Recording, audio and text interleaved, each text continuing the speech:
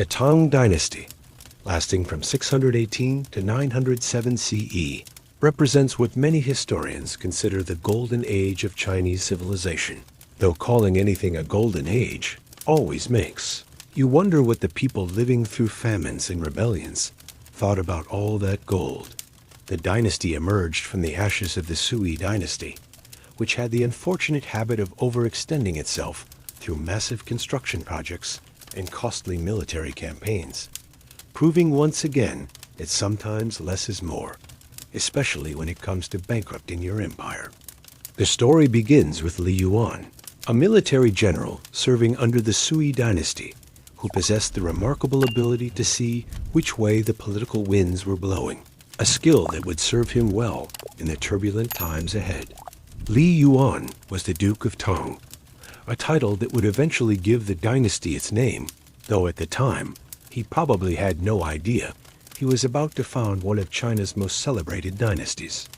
The Zhou Dynasty, under Emperor Yang, had become increasingly unpopular due to its excessive spending on grand projects like the Grand Canal and disastrous military campaigns against Goguryeo in Korea, proving that even in ancient China, politicians could spend their way into trouble.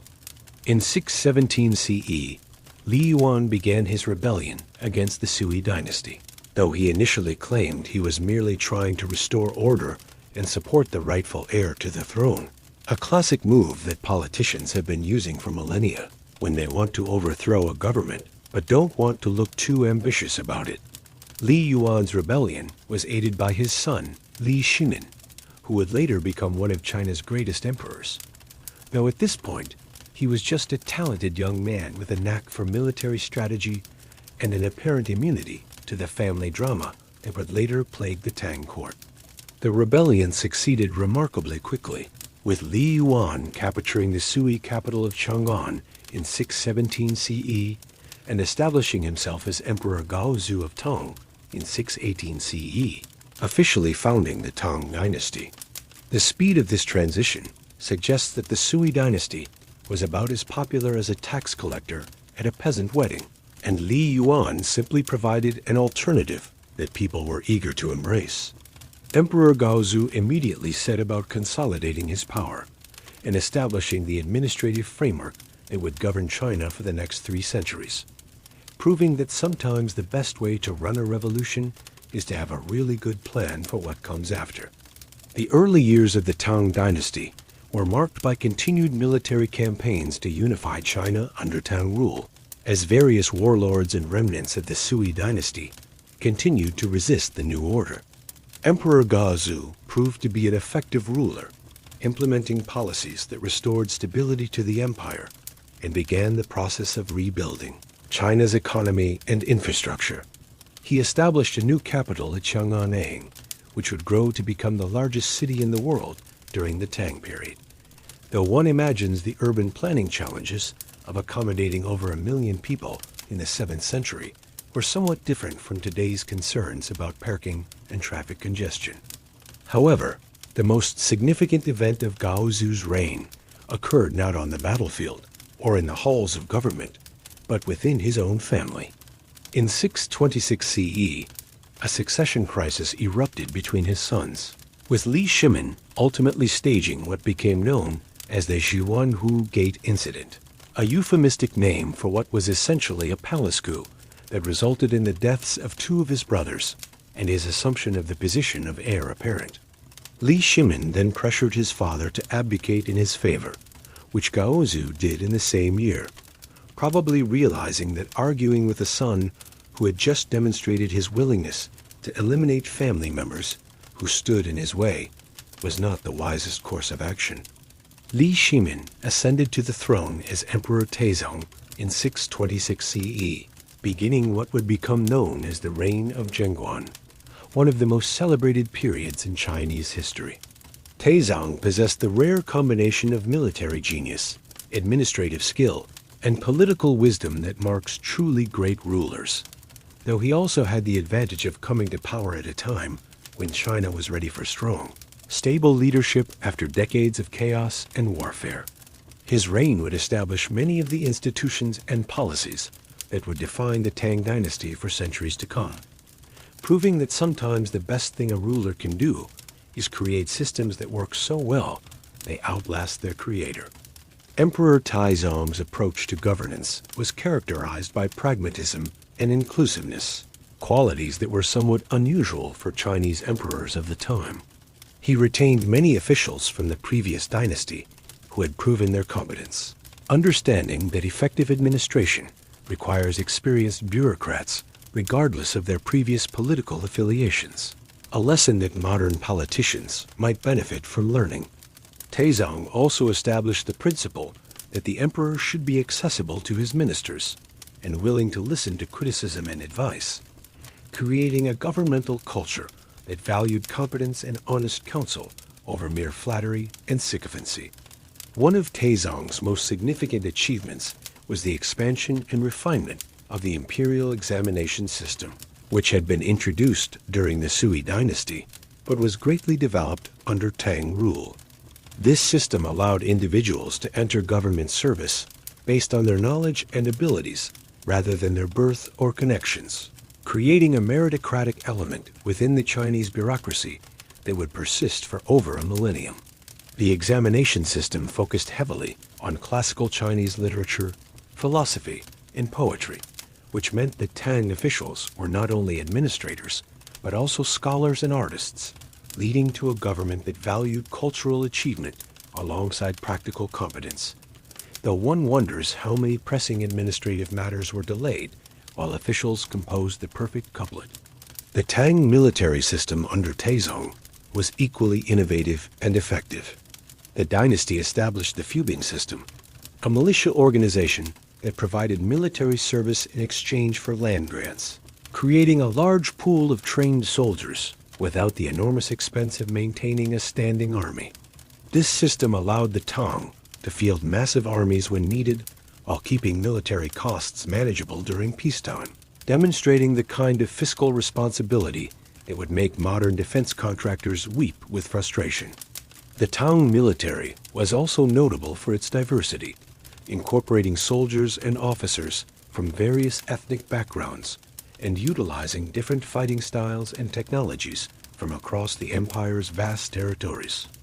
Under Taizong's leadership, the Tang Dynasty began its expansion beyond the traditional boundaries of China, launching campaigns that would eventually create the largest empire in Chinese history. The emperor personally led many of these campaigns, demonstrating the kind of hands-on leadership that inspired loyalty among his troops, though it also meant that the fate of the empire often depended on one man's ability to avoid enemy arrows and navigate the complexities of medieval warfare. The Tang armies conquered the Eastern Turkic Khaganate, bringing vast territories in Central Asia under Chinese control and establishing the Tang as a major power in the region. The conquest of the Eastern Turks was followed by campaigns against other Central Asian peoples, including the Western Turks, various city-states along the Silk Road,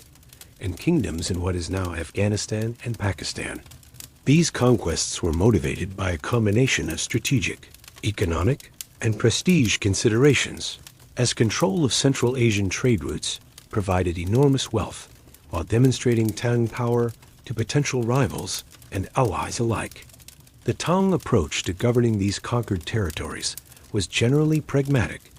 allowing local rulers to maintain their positions as long as they acknowledged Tang's suzerainty and provided tribute, a system that minimized administrative costs while maximizing political control, though it also created the potential for future rebellions when central authority weakened. The expansion of Tang territory was accompanied by an unprecedented flourishing of Chinese culture, as the dynasty's wealth and power attracted artists, scholars, and merchants from across Asia. Chang'an became a truly cosmopolitan city, with foreign quarters housing merchants and diplomats from dozens of different countries and cultures. The city's markets offered goods from as far away as the Byzantine Empire and the Arabian Peninsula, while its temples and monasteries represented various religious traditions, including Buddhism, Taoism, Confucianism, and even Christianity and Islam, creating a level of religious diversity that would make modern multiculturalists proud, assuming they could overlook the occasional persecution of foreign religions when political circumstances required it. The Tang court, during Taizong's reign, became renowned for its cultural sophistication and intellectual achievement.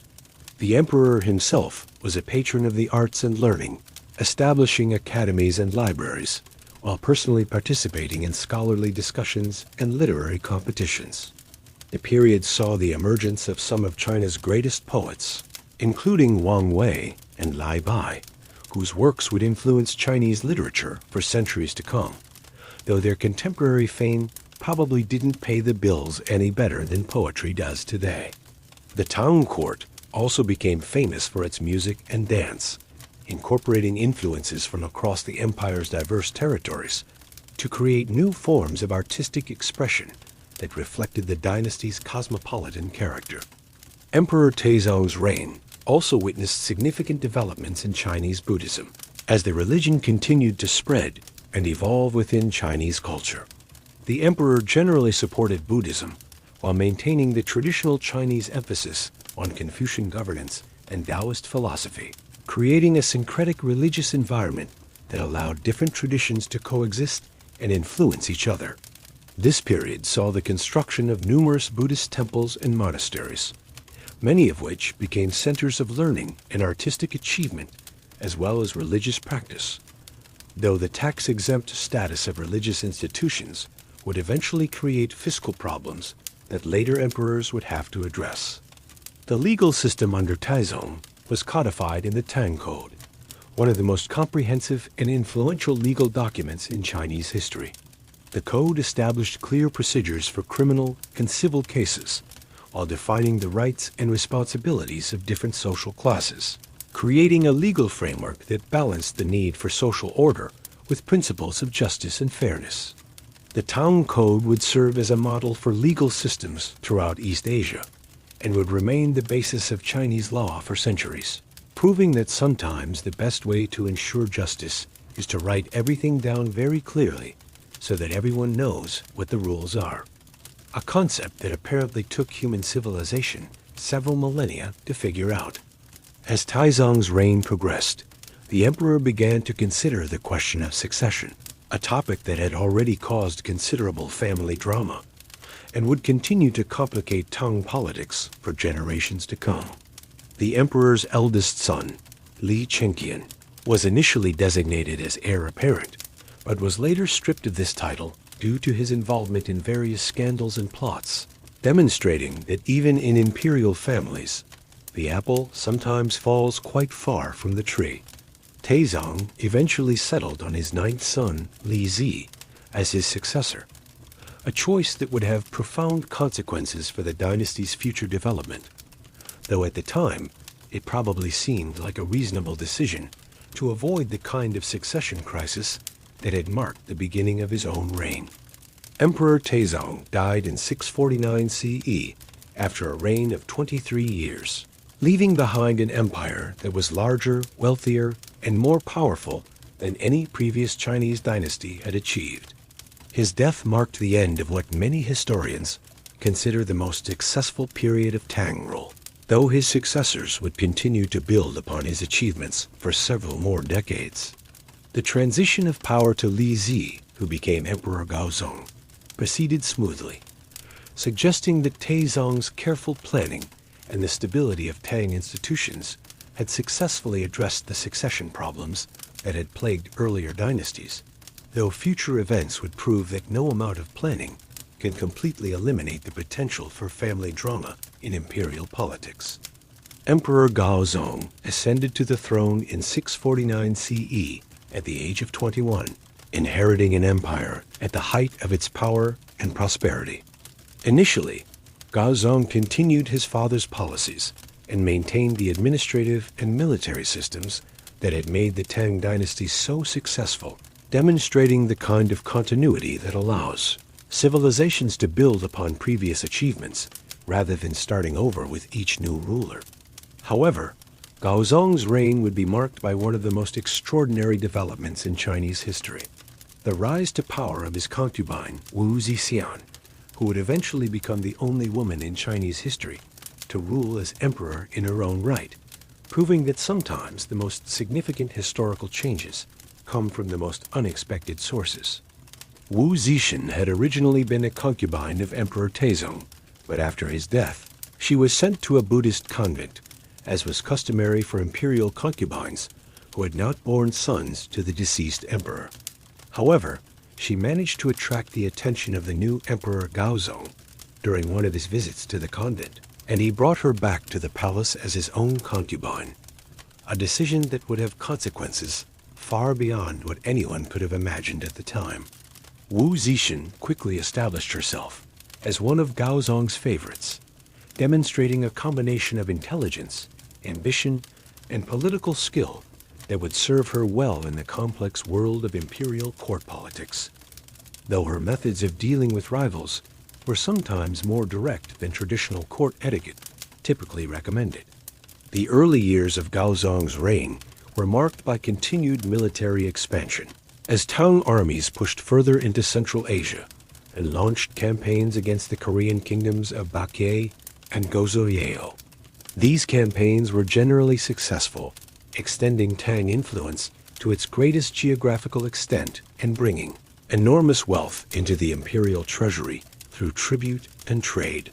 The conquest of Baekje in 660 CE was followed by the defeat of Goguryeo in 676 CE, making the Tang Dynasty the dominant power in East Asia and establishing Chinese influence over the Korean peninsula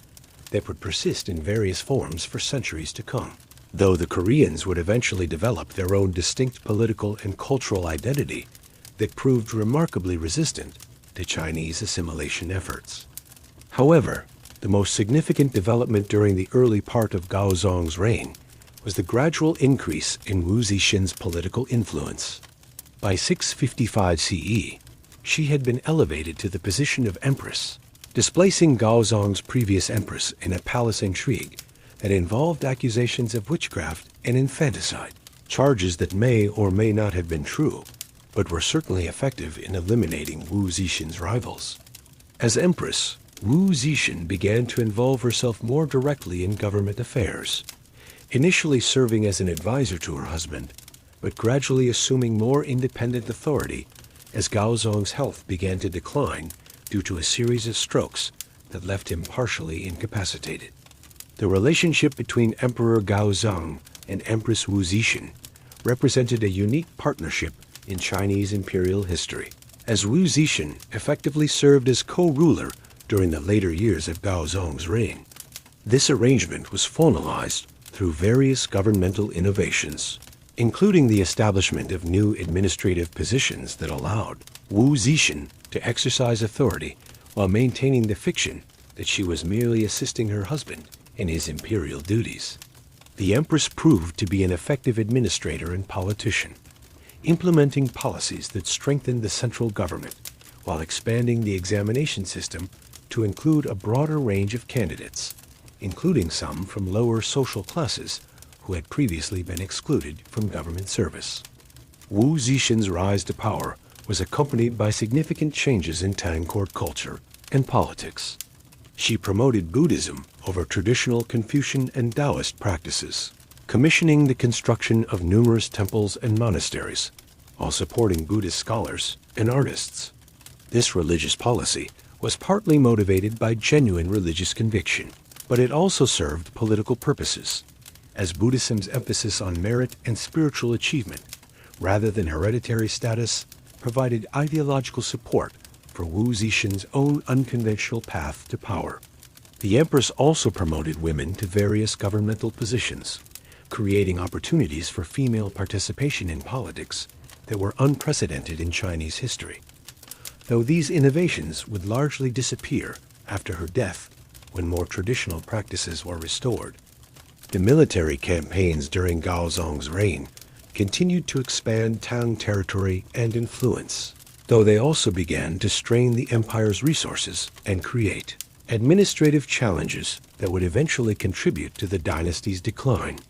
The conquest of the Western Turkic Khaganate in 657 CE brought vast territories in Central Asia under Tang control, but governing these distant and culturally diverse regions required enormous expenditures of money and manpower.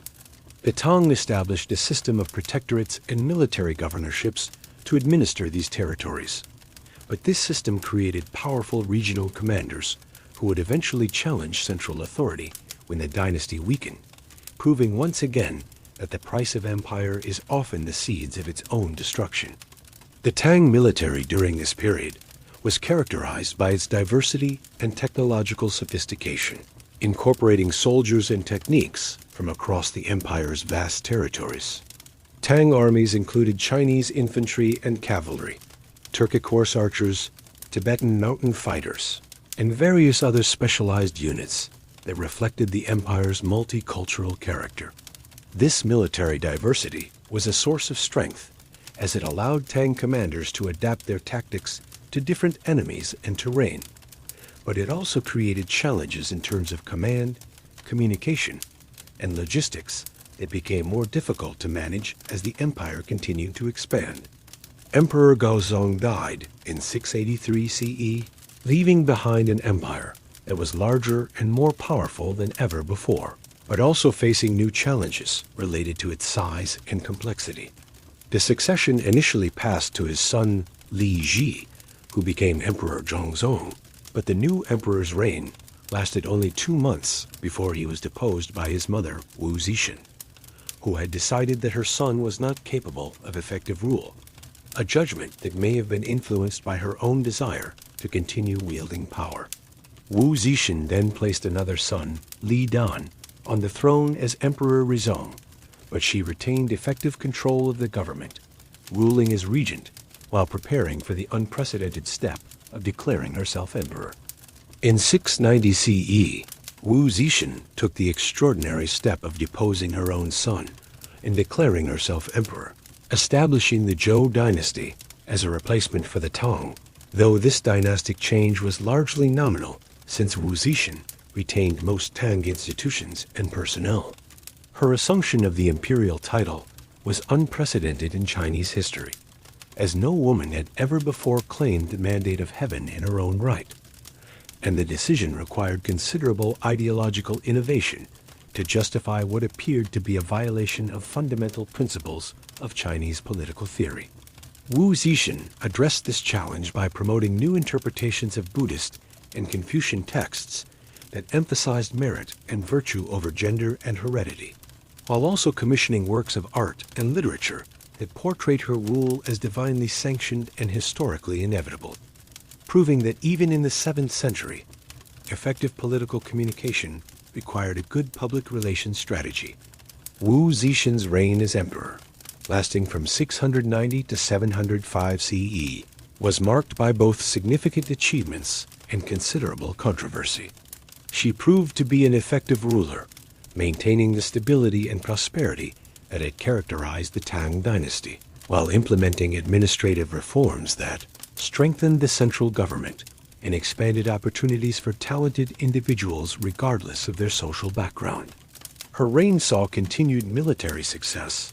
including campaigns that maintained Tang control over Central Asia and Korea, though she also faced several rebellions from Tang loyalists who refused to accept the legitimacy of female rule, demonstrating that even successful political innovations can face resistance from those who prefer traditional arrangements. The Empress implemented significant changes to the imperial examination system, expanding it to include candidates from merchant and artisan families who had previously been excluded from government service.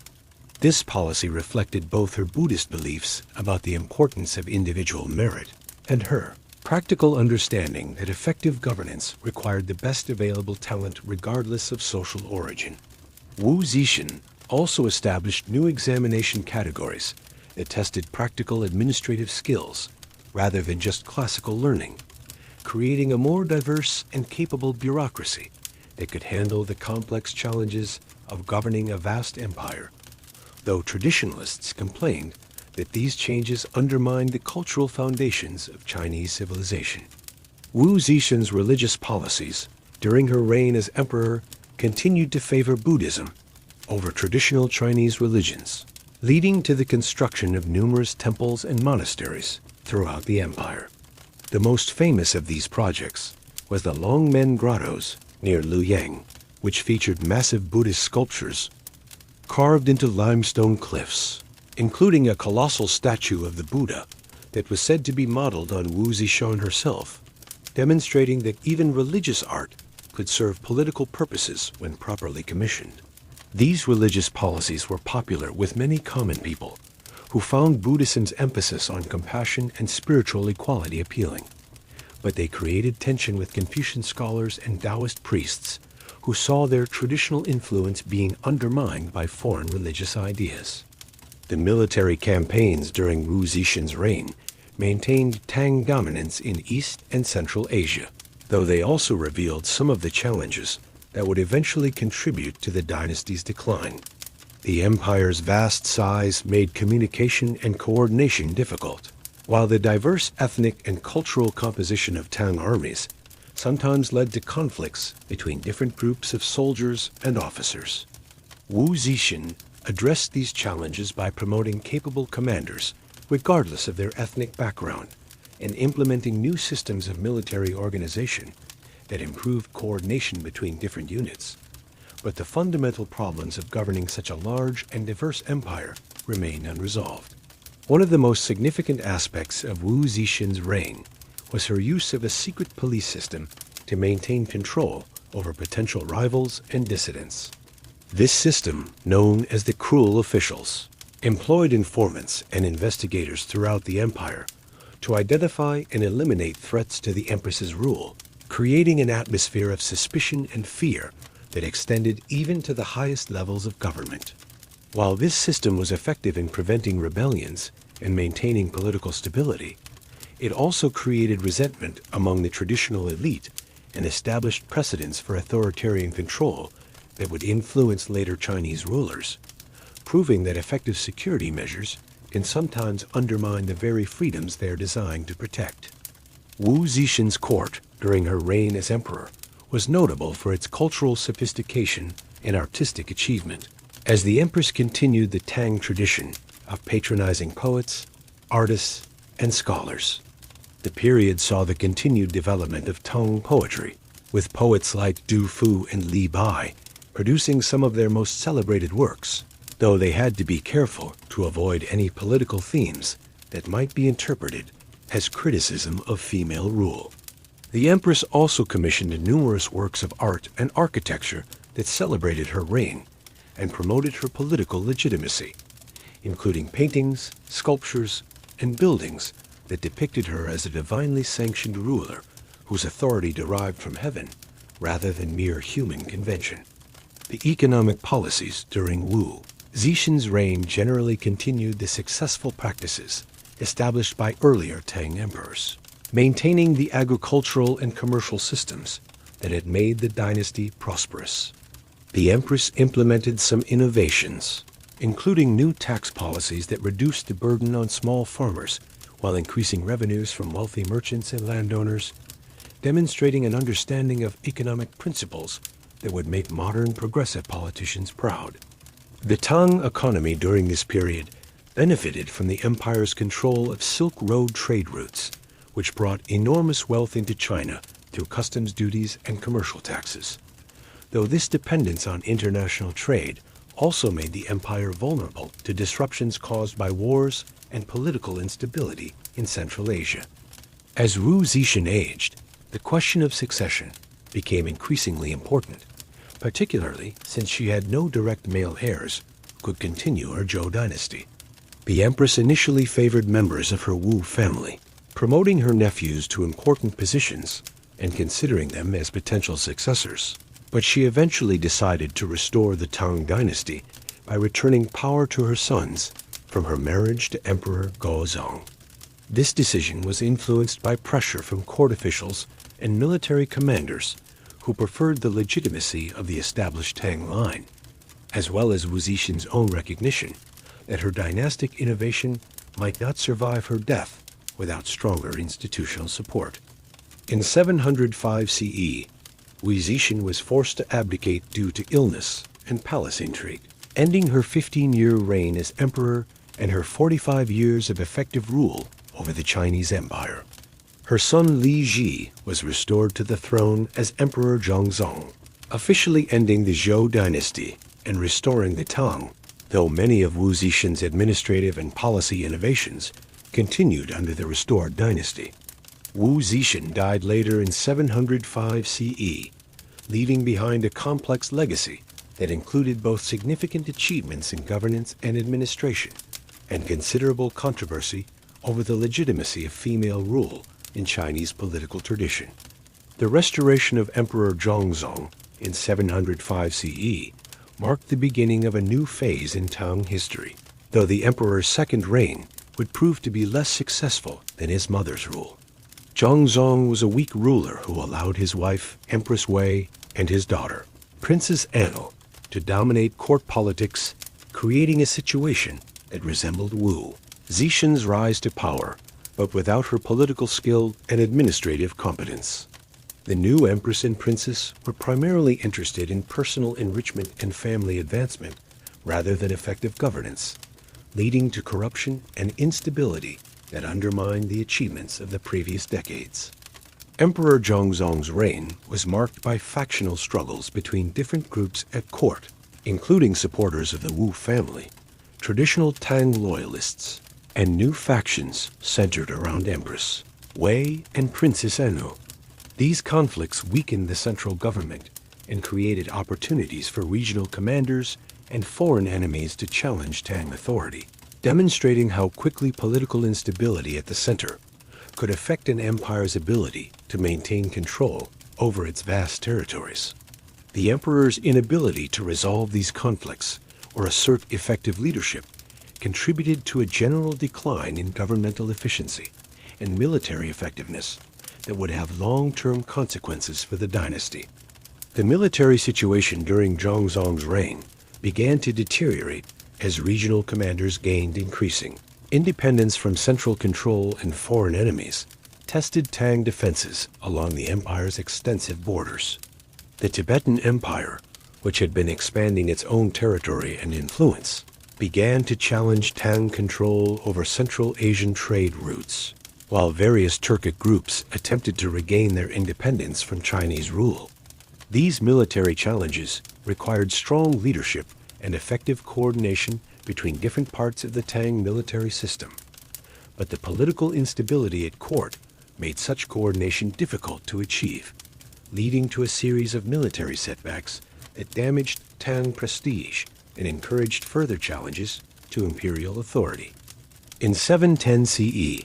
Emperor Gaozong died under suspicious circumstances, with many historians believing that he was poisoned by his wife Empress Wu, who hoped to follow Wu Zetian's example and establish her own dynasty. However, Empress Wu lacked Wu Zetian's political skill and popular support, and her attempt to seize power was quickly defeated by a coalition of Tang loyalists led by Li Longji, a son of the former Emperor Gaozong. This palace coup, known as the Tanglong coup, resulted in the deaths of Empress Wu and Princess Anu, along with many of their supporters, effectively ending the immediate threat to Tang legitimacy, while demonstrating that Wu Zetian's success had been due to her exceptional abilities rather than any inherent advantage of female rule. Li Longji's successful coup led to the restoration of his father, Emperor Gaozong, to the throne, though the elderly emperor abdicated in favor of his son in 712 CE, recognizing that effective leadership required someone with the energy and ambition to address the empire's growing challenges. Li Longji ascended to the throne as Emperor Gaozong, beginning what would become known as the High Tang period, the last great flowering of Tang power and culture before the dynasty entered its long decline. Gaozong's reign would last for 44 years, making him one of the longest ruling emperors in Chinese history, and giving him the opportunity to implement comprehensive reforms that temporarily restored Tang greatness. Emperor Gaozong's early reign was characterized by energetic efforts to restore effective governance and military strength to the Tang Empire.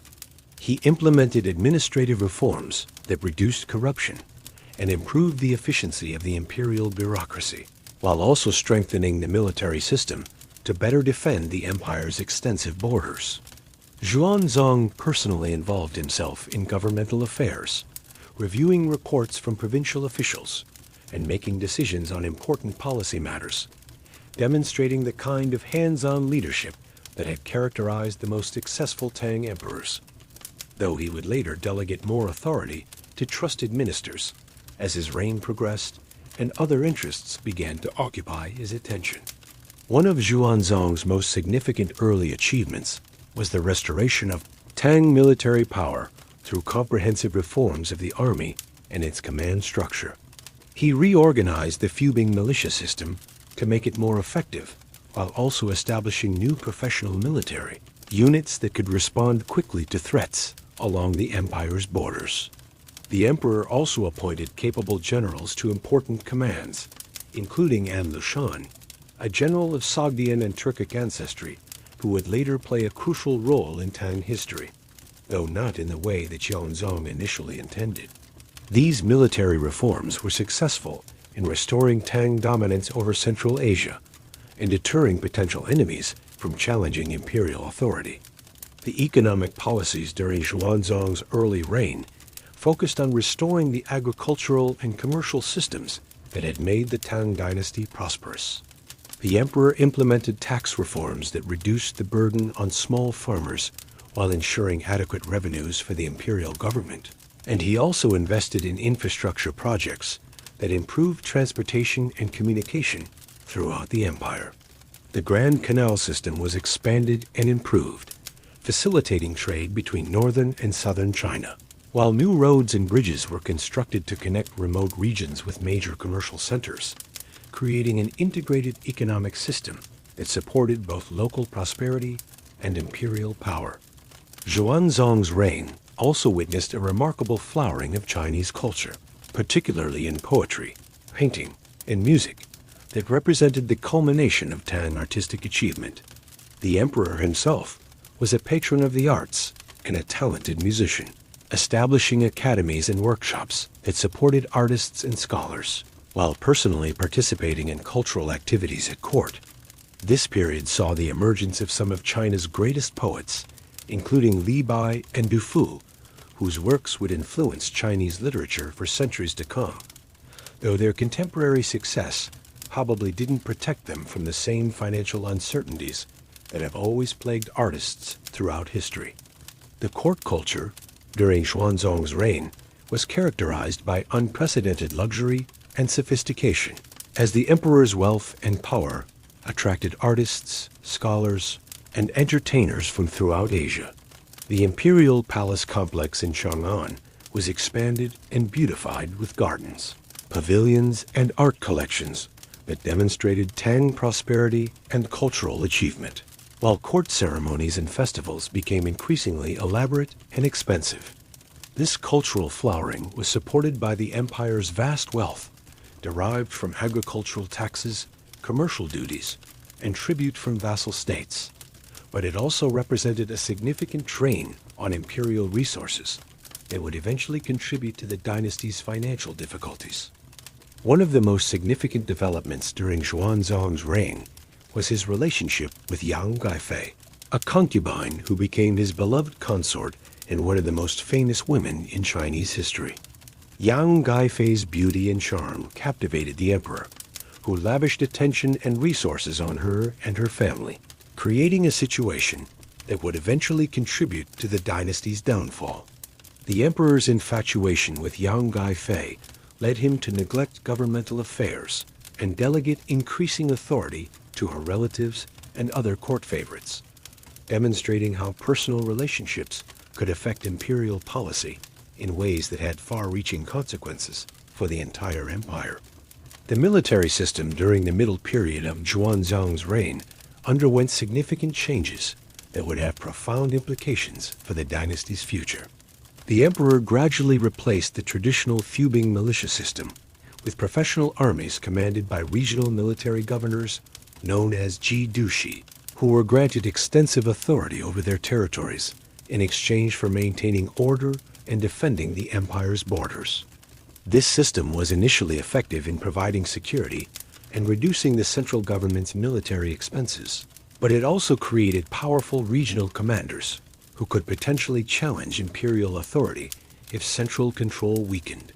establishing a pattern that would eventually contribute to the Tang Dynasty's fragmentation. An Lushan, one of the most important Zhou commanders, controlled territories along the northeastern frontier and commanded armies that included significant numbers of non-Chinese soldiers, particularly Hitans and other nomadic peoples who had been incorporated into the Tang military system. An Lushan was personally favored by Emperor Gaozong and Yang Guifei, who treated him almost as a member of their family, though this relationship would eventually prove to be one of the most catastrophic political misjudgments in Chinese history. An Lushan's position gave him control over some of the Tang Empire's best military units and most strategic territories, while his personal relationship with the emperor provided him with access to court politics and imperial decision-making processes.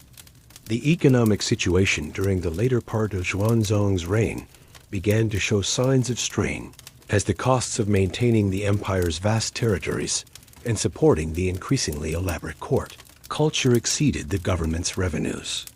The emperor's generous spending on Yang Guifei and her family, combined with the expenses of military campaigns and infrastructure projects, created budget deficits that required new taxes and financial expedients to address.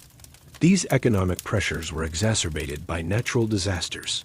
including floods and droughts that reduced agricultural production and created hardship for the empire's peasant population, demonstrating how even the most powerful dynasties remained vulnerable to forces beyond human control.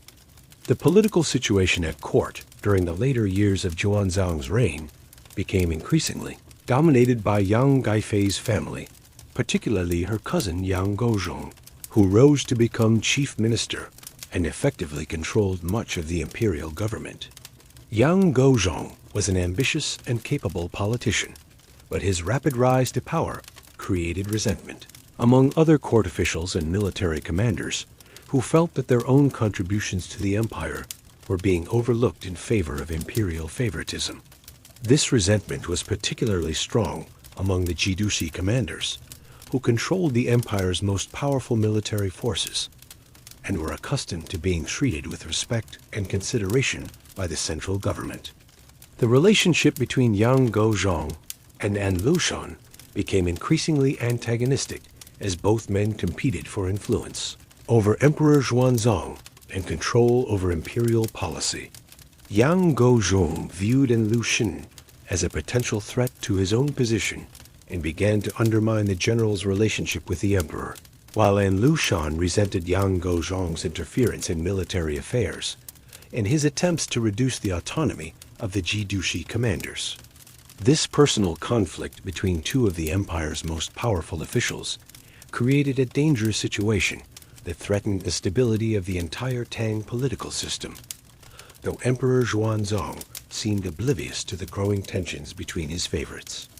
In 755 CE, a simmering conflict between Yang Gaozong and An Lushan finally erupted into open rebellion when An Lushan declared himself emperor of a new dynasty and launched a military campaign against the Tang government.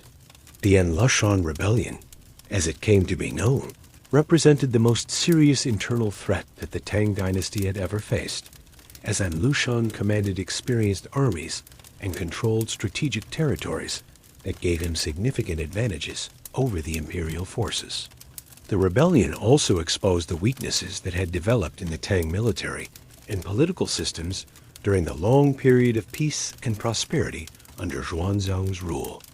An Lushan's armies achieved rapid initial success, capturing several important cities and advancing toward the Tang capital of Chang'an with apparently unstoppable momentum. The imperial forces were unprepared for this sudden challenge, as the court had become complacent about internal security and had focused most of its military attention on defending the empire's external borders. Emperor Gaozong was forced to flee Chang'an with Yang Guifei and a small entourage, abandoning the capital to An Lushan's forces and beginning a humiliating retreat that would effectively end his effective reign and marked the beginning of the Tang Dynasty's long decline.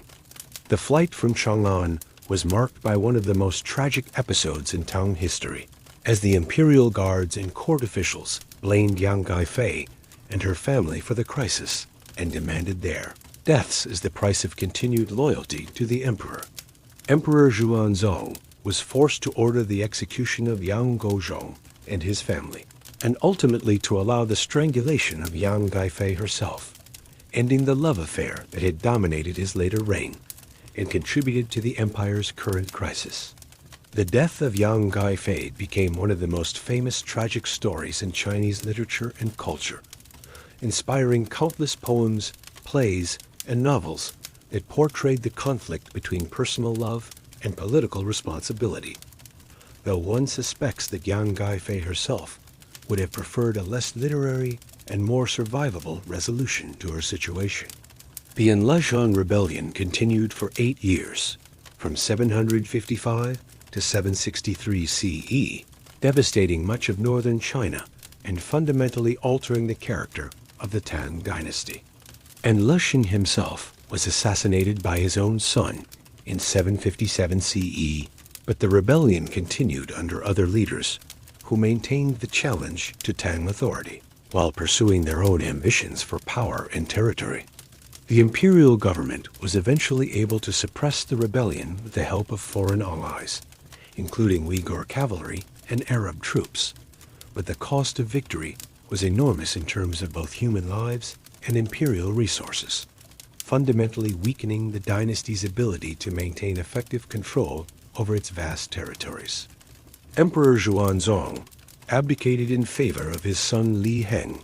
who became Emperor Taizong in 756 CE, though the former emperor continued to live in the palace and occasionally interfered in governmental affairs. Until his death in 762 CE, Taizong faced the enormous challenge of suppressing the rebellion while rebuilding the imperial government and military system, tasks that required both military skill and administrative competence under extremely difficult circumstances. The new emperor proved to be more capable than his father in dealing with crisis situations, implementing emergency measures that helped stabilize the government while coordinating the military campaigns that eventually defeated the rebels. The suppression of the An Lushan Rebellion required fundamental changes to the Tang military system, as the traditional Fubing militia had proven inadequate to deal with the professional armies commanded by the rebel generals. Emperor Taizong expanded the use of foreign mercenaries, particularly Uyghur cavalry, who were effective in combat but expensive to maintain and sometimes difficult to control. The emperor also granted increased autonomy to loyal Jidushi commanders, allowing them to recruit and organize their own armies in exchange for their support against the rebels, a policy that was necessary for immediate survival but created long-term problems for imperial authority. The economic impact of the An Lushan Rebellion was catastrophic, as 8 years of warfare had destroyed much of northern China's agricultural and commercial infrastructure while forcing the government to spend enormous sums on military campaigns and foreign mercenaries. The imperial treasury was bankrupted, and the government was forced to implement new taxes and financial expedients that placed heavy burdens on the surviving population. The rebellion also disrupted the Silk Road trade routes that had been a major source of imperial revenue, as Central Asian territories broke away from Tang control and established their own independent kingdoms and confederations. Emperor Taizong died in 762 CE, shortly before the final suppression of the rebellion, and was succeeded by his son Lai Yu, who became Emperor Gaozong. The new emperor inherited an empire that was nominally restored but fundamentally weakened, as the central government had lost effective control over much of its territory, and many of the institutions that had made the Tang Dynasty successful had been damaged or destroyed. Daizong faced the enormous challenge of rebuilding imperial authority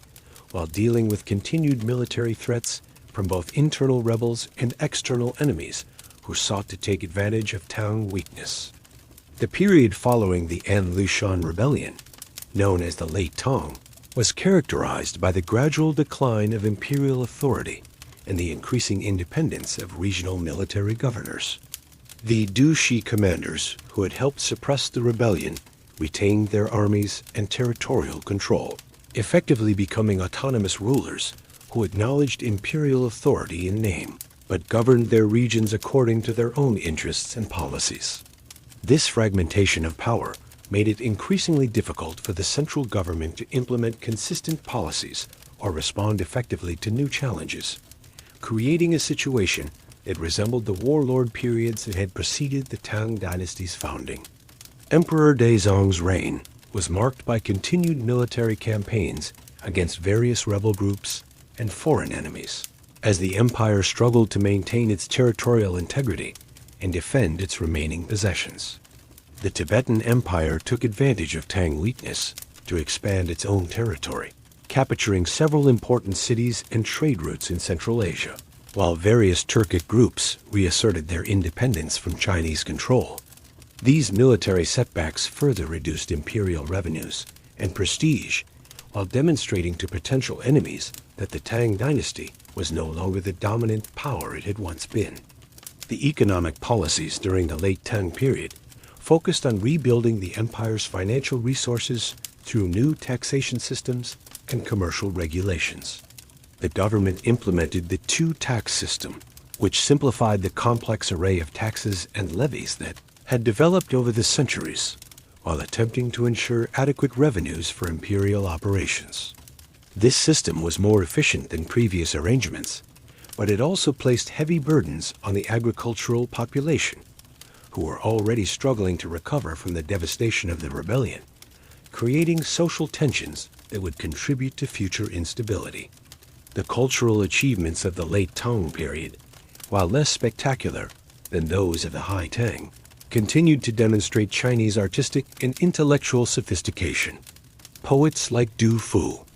who had lived through the An Lushan Rebellion, produced works that reflected the trauma and disillusionment of the period, while maintaining the technical excellence that characterized Tang literature. The period also saw continued development in painting, sculpture, and other visual arts, though imperial patronage was reduced due to financial constraints,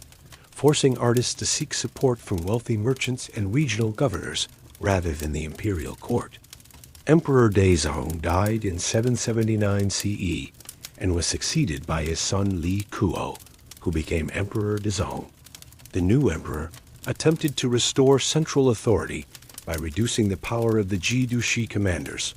and reasserting imperial control over the provinces. But these efforts met with fierce resistance from the regional governors who had become accustomed to their independence. Gaozong's policies led to several rebellions, including the revolt of Li Zili in 781 CE, which forced the emperor to flee Chang'an once again and demonstrated the continued weakness of the central government.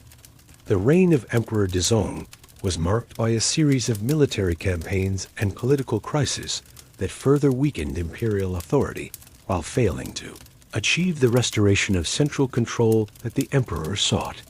The emperor's attempts to reduce the autonomy of the Dushi commanders were undermined by his dependence on other regional governors for military support, creating a situation where imperial policy was effectively determined by the balance of power between different military factions rather than by the emperor's own decisions.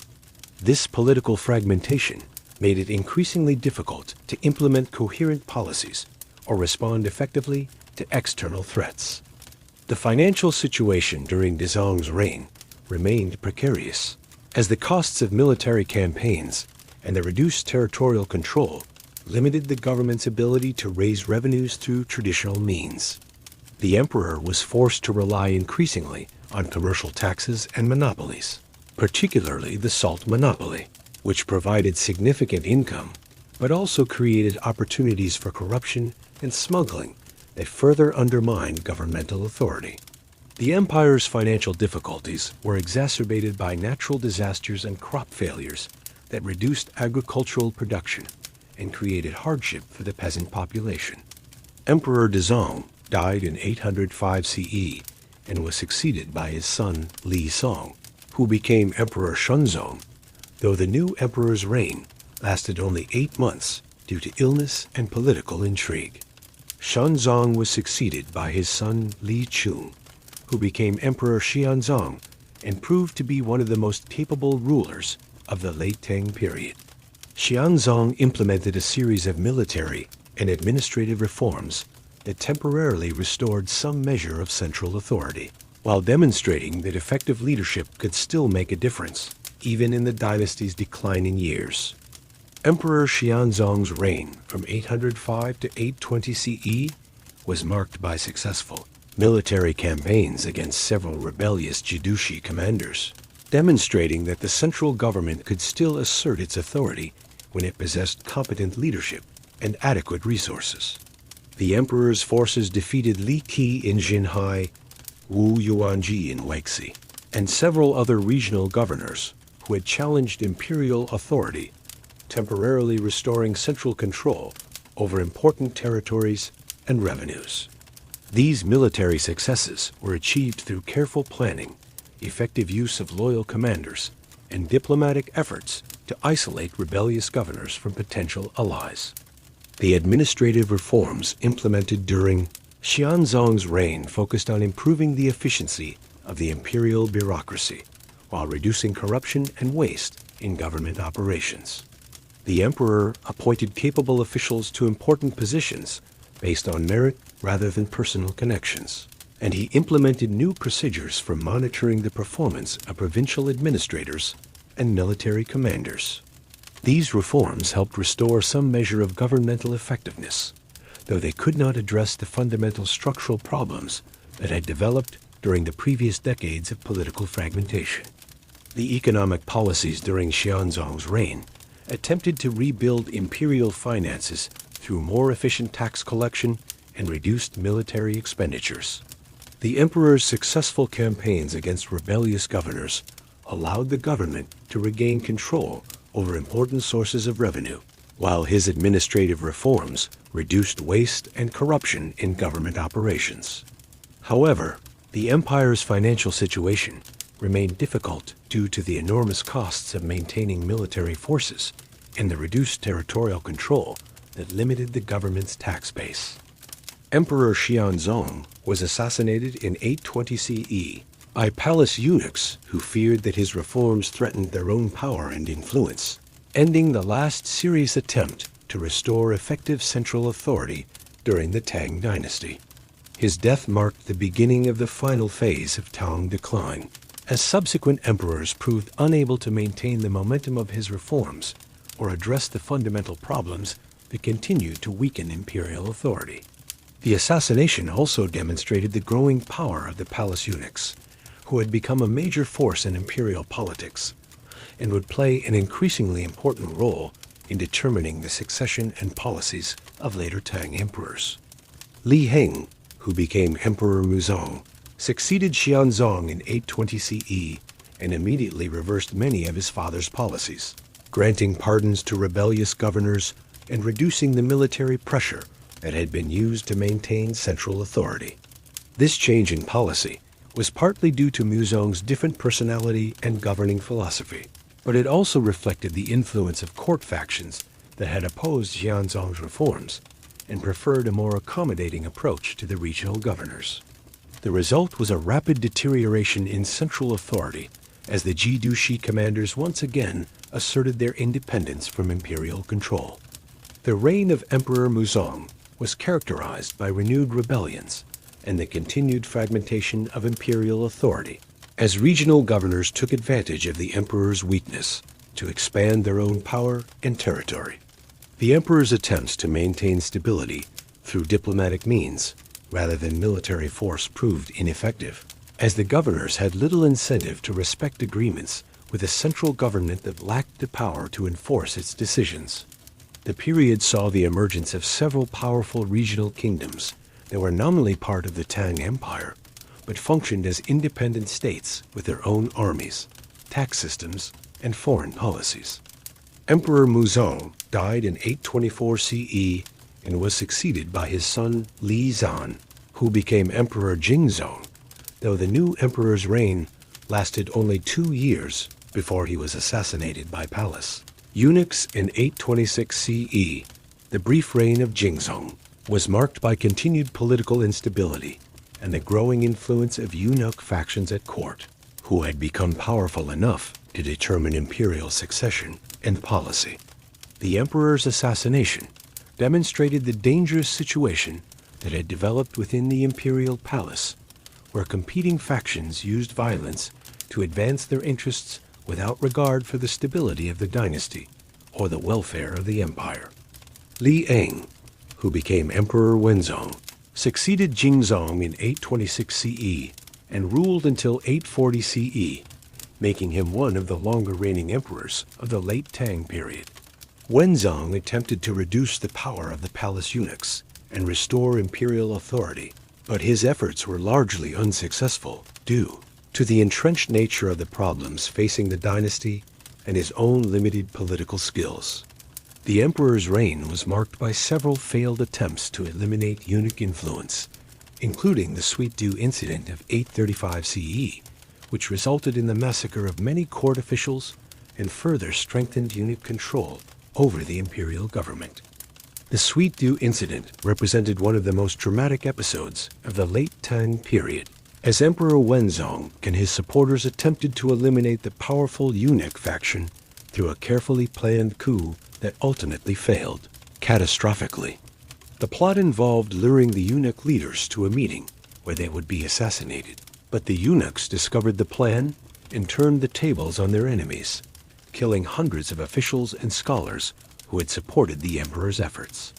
The incident demonstrated both the desperation of those who sought to restore imperial authority and the ruthless effectiveness of the eunuch factions that had come to dominate Tang politics. The aftermath of the Sweet Dew incident saw the eunuchs consolidate their control over the imperial government, effectively reducing the emperor to a figurehead while they made the important decisions about policy and personnel. This situation represented a fundamental perversion of the Chinese political system, as the eunuchs were originally intended to be servants of the imperial household rather than the actual rulers of the empire. The eunuch dominance also created additional problems for imperial administration, as these officials often lacked the education and experience necessary for effective governance, while being primarily motivated by personal gain rather than the welfare of the state.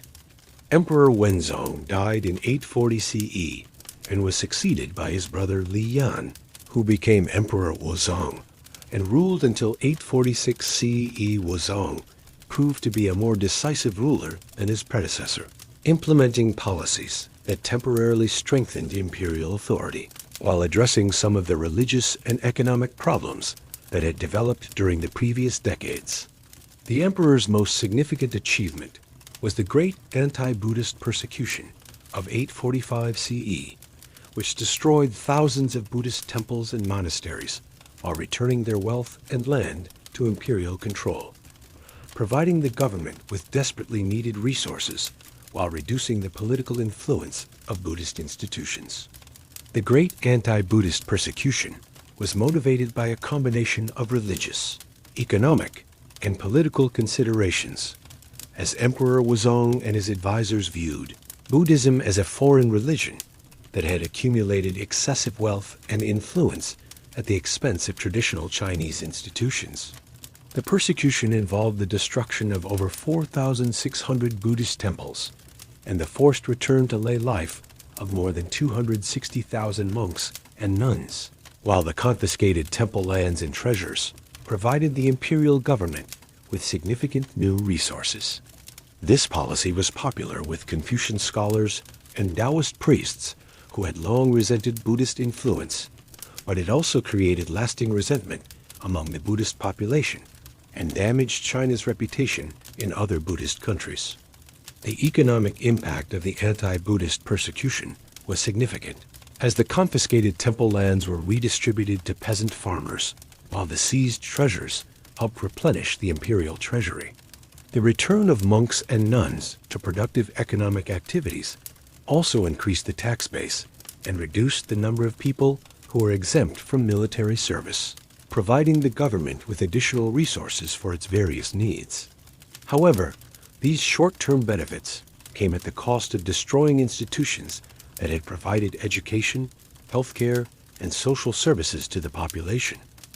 creating gaps in the social safety net that the imperial government was not equipped to fill. Emperor Wuzong died in 846 CE and was succeeded by Li Chun, who became Emperor Xuanzong II, though he is usually known as Emperor Xuanzong of Tang, to distinguish him from the earlier emperor of the same name. The new emperor reversed many of his predecessor's anti-Buddhist policies, allowing the reconstruction of temples and the ordination of new monks, though Buddhism never fully recovered its previous influence and wealth. Xuanzong II's reign was marked by continued efforts to restore imperial authority and address the various problems facing the dynasty. But these efforts were hampered by the entrenched nature of the empire's difficulties and the limited resources available to the central government. The reign of Emperor Xuanzong II saw several significant rebellions that further weakened imperial authority and demonstrated the continued fragmentation of the empire. The most serious of these was the rebellion of Qiu Fu in 859 to 860 CE, which required extensive military campaigns to suppress and further drain the imperial treasury. The emperor also faced challenges from natural disasters, including floods and droughts that reduced agricultural production and created hardship for the peasant population, leading to social unrest and banditry that the weakened imperial government struggled to control. Emperor Xuanzong II died in 859 CE and was succeeded by his son Li Kui, who became Emperor Yazong and ruled until 873 CE. Yazong's reign was marked by the continued decline of imperial authority and the emergence of new challenges that would ultimately prove fatal to the dynasty. The emperor was generally considered to be weak and ineffective, more interested in personal pleasures than in addressing the serious problems facing the empire, though it is possible that even a more capable ruler would have struggled to reverse the dynasty's decline given the magnitude of the challenges involved. The most significant development during Emperor Yazong's reign was the emergence of large-scale peasant rebellions that challenged not only imperial authority, but the entire social and political system of Tang China. These rebellions were motivated by a combination of economic hardship, social inequality, and political oppression that had developed over the centuries of imperial rule, creating conditions that made widespread revolt almost inevitable. The rebellions also demonstrated the weakness of the imperial military system, as the government proved unable to suppress popular uprisings that were supported by significant portions of the population. The economic situation during Yuzong's reign continued to deteriorate, as the costs of military campaigns and natural disasters exceeded the government's ability to raise revenues through traditional means. The emperor was forced to implement new taxes and financial expedients that placed additional burdens on an already struggling population, creating a vicious cycle where increased taxation led to greater popular resentment and more rebellions that required expensive military campaigns to suppress. The empire's financial difficulties were exacerbated by corruption and inefficiency in the tax collection system, as local officials often diverted revenues for their own use rather than forwarding them to the central government. Emperor Yazong died in 873 CE and was succeeded by his son Li Zhuan, who became Emperor Zizong and ruled during one of the most turbulent periods in Tang history. The new emperor was only 12 years old when he ascended to the throne, making him dependent on regents and advisors who were often more interested in their own power than in effective governance. Zizong's reign was dominated by the Huang Rebellion, the largest and most destructive peasant uprising in Chinese history, which would ultimately prove to be the final blow to Tang imperial authority. The Huang Rebellion began in 875 CE as a relatively small uprising in Shandong province, but quickly spread throughout northern and central China as economic hardship and political oppression created conditions that favored popular revolt. Huang Chao, the rebellion's leader, was a failed examination candidate who had turned to banditry and eventually became the leader of a massive peasant army that challenged the fundamental assumptions of Chinese social and political organization. The rebellion attracted support from various social groups, including peasants, merchants, artisans, and even some lower-level officials who had been marginalized by the existing system, creating a coalition that was far more formidable than previous peasant uprisings. Huang Cao's forces achieved remarkable military success, capturing numerous cities and defeating imperial armies with surprising ease, demonstrating the weakness of the Tang military system and the unpopularity of the imperial government among large segments of the population. The rebel army's tactics combined traditional peasant warfare with more sophisticated military strategies, while their political message of social equality and economic justice resonated with people who had suffered under the existing system of taxation and social hierarchy. The rebellion's success also reflected the rebels' ability to exploit the fragmented nature of Tang political authority,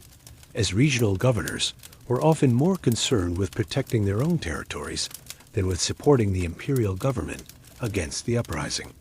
In 880 CE, Huang Cao's forces captured Chang'an, forcing Emperor Gaozong to flee the capital and effectively ending Tang control over the empire's political center. The capture of Chang'an was a devastating blow to imperial prestige and demonstrated that the dynasty had lost the mandate of heaven in the eyes of many Chinese people, though the rebels proved to be better at destroying the existing order than at creating a viable alternative government. Wang Shao declared himself emperor of a new dynasty, but his regime was characterized by violence and instability that alienated many of his initial supporters and created opportunities for the Tang government to organize a counterattack. The rebel occupation of Chang'an was marked by widespread violence and destruction, as Huang Cao's forces massacred thousands of residents, including many foreign merchants and diplomats who had been living in the cosmopolitan capital. This violence reflected both the rebels' resentment against the wealthy and privileged classes and their lack of experience in governing a complex urban society, demonstrating that revolutionary movements often struggle to transition from destruction to construction. The massacre also damaged China's international reputation and disrupted the trade relationships that had been crucial to the Tang economy, creating additional problems for whoever would eventually restore order to the empire. The Tang government's response to the Huang Sha Rebellion was hampered by the same problems that had weakened imperial authority throughout the late Tang period, including the independence of regional governors, the influence of palace eunuchs, and the shortage of financial resources needed to support military campaigns. Emperor Gaozong and his advisors were forced to rely on the very Jidushi commanders, whose autonomy had contributed to the dynasty's weakness, creating a situation where the price of suppressing the rebellion was further erosion of central authority. The government also had to seek assistance from foreign allies, including the Shachuo Turks, whose military support came at the cost of territorial concessions and tribute payments that further weakened the empire.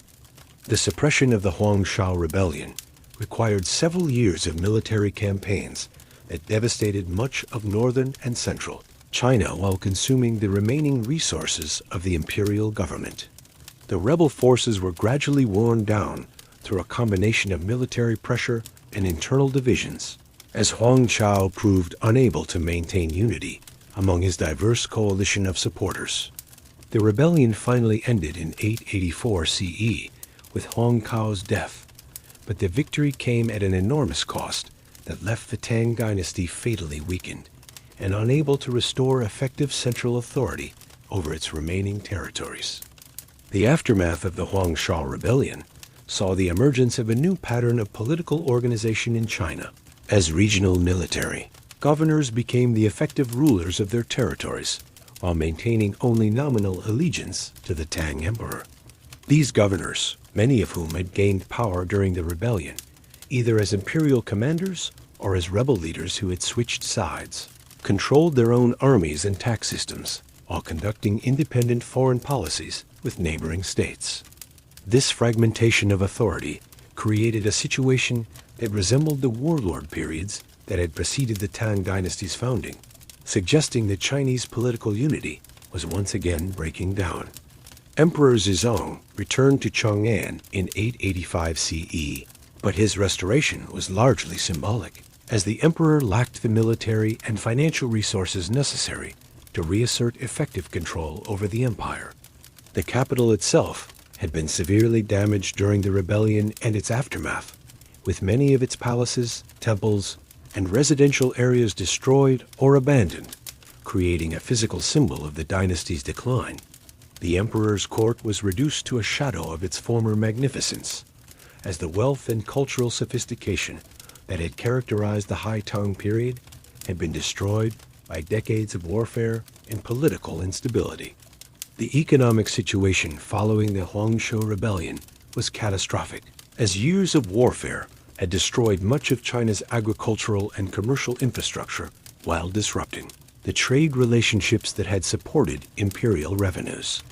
The population had been significantly reduced through warfare, famine, and disease, while many of the surviving peasants had abandoned their farms and fled to safer regions, leaving vast areas of previously cultivated land empty and unproductive. The imperial government's tax base had been severely eroded,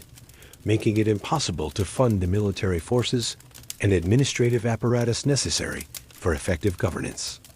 Emperor Zizong died in 888 CE and was succeeded by his brother Li Di, who became Emperor Gaozong and would be the last effective Tang emperor, though his reign was marked by continued decline and the gradual loss of imperial authority to regional governors. Gaozong attempted to restore central control through various political and military initiatives, but these efforts were consistently undermined by the structural problems that had developed during the previous decades and the limited resources available to the imperial government. The emperor's reign was characterized by a series of conflicts with powerful Jidushi commanders who no longer felt obligated to respect imperial authority. The reign of Emperor Gaozong saw the emergence of several particularly powerful regional governors who effectively controlled large portions of the former Tang Empire while maintaining only nominal allegiance to the imperial government. The most significant of these was Zhu Wen, originally known as Zhu Quanzong, who controlled much of the Yellow River Valley and gradually expanded his territory through military conquest and political maneuvering. Zhu Wen had originally been a follower of Huang Shao, but had switched sides during the rebellion, demonstrating the kind of opportunistic behavior that characterized the political environment of the late Tang period. The relationship between Emperor Gaozong and the powerful regional governors was characterized by mutual suspicion and periodic conflict, as the emperor sought to restore central authority while the governors worked to maintain their independence and expand their own power. This dynamic created a situation of chronic instability, as neither side possessed the strength to decisively defeat the other, leading to a series of inconclusive wars and temporary truces that further weakened the empire's overall condition. The emperor was often forced to flee Chang'an when threatened by hostile governors, demonstrating the precarious nature of imperial authority during this period. The cultural and intellectual life of China during the final decades of the Tang Dynasty reflected the political and social chaos of the period, as traditional institutions of learning and artistic patronage were disrupted by warfare and economic hardship. Many scholars and artists fled to safer regions or sought protection from regional governors rather than the imperial court, leading to the development of new centers of cultural activity outside the traditional imperial framework. This decentralization of cultural life would have lasting effects on Chinese civilization, as it encouraged the development of regional literary and artistic traditions that would influence later periods of Chinese history. The military situation during Xuzong's reign continued to deteriorate, as the emperor lacked the resources to maintain effective armies while facing challenges from multiple regional governors who possessed superior military forces. The imperial military system had been fundamentally damaged by decades of warfare and political instability, while the traditional sources of military recruitment had been disrupted by population displacement and economic collapse. The emperor was increasingly dependent on foreign mercenaries and the support of friendly regional governors, creating a situation where imperial policy was effectively determined by external forces rather than the emperor's own decisions. In 904 CE, Emperor Gaozong was murdered by Zhu Wen, who had decided that even the pretense of imperial authority was no longer useful for his political ambitions. Zhu Wen placed Gaozong's son, Li Ju, on the throne as Emperor Ai, but the new emperor was clearly a puppet ruler who possessed no real authority and served only to provide a veneer of legitimacy for Zhu Wen's control over the imperial government. This arrangement represented the final stage of Tang decline, as the dynasty had been reduced to a mere symbol, while real power rested with regional military commanders who no longer felt any obligation to respect traditional political institutions. Emperor Ai's brief reign from 904 to 907 CE was characterized by complete subservience to Zhu Wen, who controlled the imperial government and used the emperor's name to legitimize his own policies and appointments. The emperor had no independent authority and was essentially a prisoner in his own palace, demonstrating how completely the Tang Dynasty had lost control over its own political system. Zhu Wen used this period to consolidate his power and prepare for the final step of establishing his own dynasty, while eliminating potential rivals and securing the loyalty of key military commanders. In 907 CE, Zhu Wen forced Emperor Ai to abdicate and established the later Ling Dynasty, officially ending the Tang Dynasty after 289 years of rule. The abdication was a mere formality, as the Tang had already lost effective control over most of its territory and possessed no real power to resist Zhu Wen's ambitions. But it marked the formal end of one of China's greatest dynasties and the beginning of the 5 Dynasties and 10 Kingdoms period, one of the most chaotic eras in Chinese history. The end of the Tang Dynasty represented not just the fall of a particular ruling house, but the collapse of the political and social system that had governed China for nearly 3 centuries. The legacy of the Tang Dynasty would prove to be far more enduring than its political authority, as the cultural, technological, and institutional achievements of the Tang period continued to influence Chinese civilization for centuries after the dynasty's fall. The Tang had established many of the governmental institutions and cultural practices that would define Chinese civilization, while their military conquests had spread Chinese influence throughout East and Central Asia in ways that would have lasting historical significance. The dynasty's cosmopolitan character and cultural achievements would be remembered as representing the pinnacle of Chinese civilization, even as later dynasties struggled to recreate the unity and prosperity that had characterized the Tang at its height. The Tang dynasty's influence extended far beyond China's borders, as the dynasty's power and cultural achievements had made it a model for other East Asian civilizations and had established patterns of international relations that would persist for centuries. The tributary system developed during the Tang period would continue to shape China's relationships with its neighbors, while Tang cultural exports, including Buddhism, Confucianism, art, and technology, would continue to influence societies throughout Asia long after the dynasty's political collapse. The Tang period had also seen significant technological and scientific achievements, including developments in printing, gunpowder, and navigation that would eventually spread throughout the world and contribute to major historical changes. The economic innovations of the Tang dynasty, including the development of paper money, credit systems, and long-distance trade networks, had created new patterns of commercial activity that would continue to evolve and expand even after the dynasty's fall. The Tang had also established agricultural techniques and land management systems that would continue to support China's large population, while their urban planning and infrastructure projects had created models for city development that would influence Chinese civilization for centuries. The dynasty's legal code and administrative procedures had established precedents for governmental organization that would be adopted and adapted by later dynasties. The religious and philosophical developments during the Tang period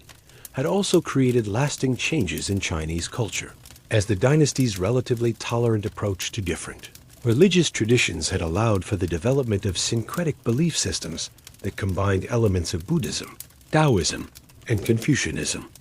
This religious synthesis would continue to characterize Chinese popular culture long after the Tang Dynasty's end, while the scholarly traditions established during the Tang period would continue to influence Chinese intellectual life. The dynasty's patronage of education and literature had also created cultural institutions and artistic traditions that would persist through subsequent periods of Chinese history. The military innovations of the Tang Dynasty, including the development of new weapons, tactics, and organizational systems, had established patterns of warfare that would influence Chinese military thinking for centuries. The dynasty's use of foreign mercenaries and incorporation of non-Chinese military traditions had created a more diverse and flexible military system, while their fortification techniques and siege warfare methods had advanced the art of war in ways that would be adopted by later dynasties. The Tang military's emphasis on mobility and combined arms tactics had also influenced military development throughout East Asia. The diplomatic achievements of the Tang Dynasty had established China as the dominant power in East Asia and had created a system of international relations that would continue to influence regional politics long after the dynasty's collapse. The Tang tributary system had provided a framework for managing relationships with neighboring states that balanced Chinese interests with the autonomy of smaller kingdoms, creating a relatively stable international order that would be remembered as a model for later periods. The dynasty's diplomatic missions and cultural exchanges had also established connections between China and distant civilizations that would continue to facilitate trade and cultural transmission. The artistic and literary achievements of the Tang Dynasty represented one of the high points of Chinese cultural development, producing works of poetry, painting, sculpture, and music that would be celebrated and imitated for centuries. The Tang period had seen the emergence of distinctive Chinese artistic styles that synthesized influences from across the empire's diverse territories, creating new forms of cultural expression that would define Chinese aesthetics for generations. The dynasty's patronage of the arts had also established institutions and traditions and tradistic education that would continue to train artists and craftsmen long after the Tang court had disappeared.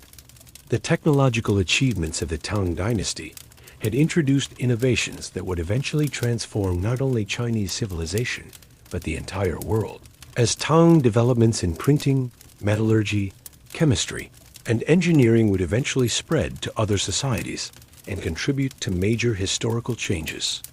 The dynasty's support for scientific research and technological experimentation had created an environment that encouraged innovation and discovery, establishing precedents for the relationship between government and technology that would influence later periods of Chinese history. The Tang period had also seen significant advances in medicine, astronomy, and mathematics that would contribute to the development of Chinese science. The social and cultural changes that occurred during the Tang Dynasty had created new patterns of social organization and cultural identity that would continue to influence Chinese society long after the dynasty's political collapse. The Tang period had seen the emergence of a more cosmopolitan and diverse society, as the dynasty's territorial expansion and cultural tolerance had brought together people from many different ethnic and cultural backgrounds. This diversity had created new forms of social interaction and cultural synthesis that would continue to characterize Chinese civilization,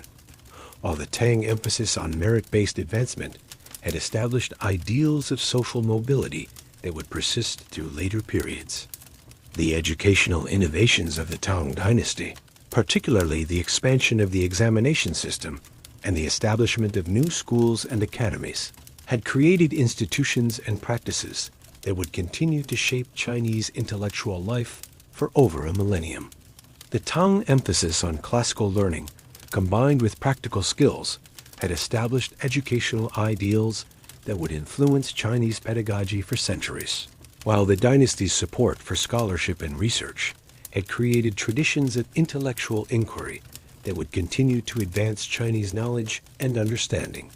The Tang period had also seen the development of new forms of popular education and literacy that would contribute to the spread of Chinese culture throughout society.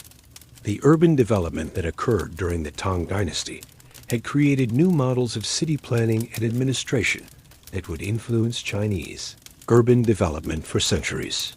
The Tang capital of Chang'an had been the largest city in the world during its peak, demonstrating Chinese capabilities in urban planning, infrastructure development, and municipal administration that would be studied and imitated by later dynasties. The Tang period had also seen the development of new forms of commercial and residential architecture that would influence Chinese building practices, while the dynasty's approach to managing large urban populations had established precedents for city government that would continue to be relevant.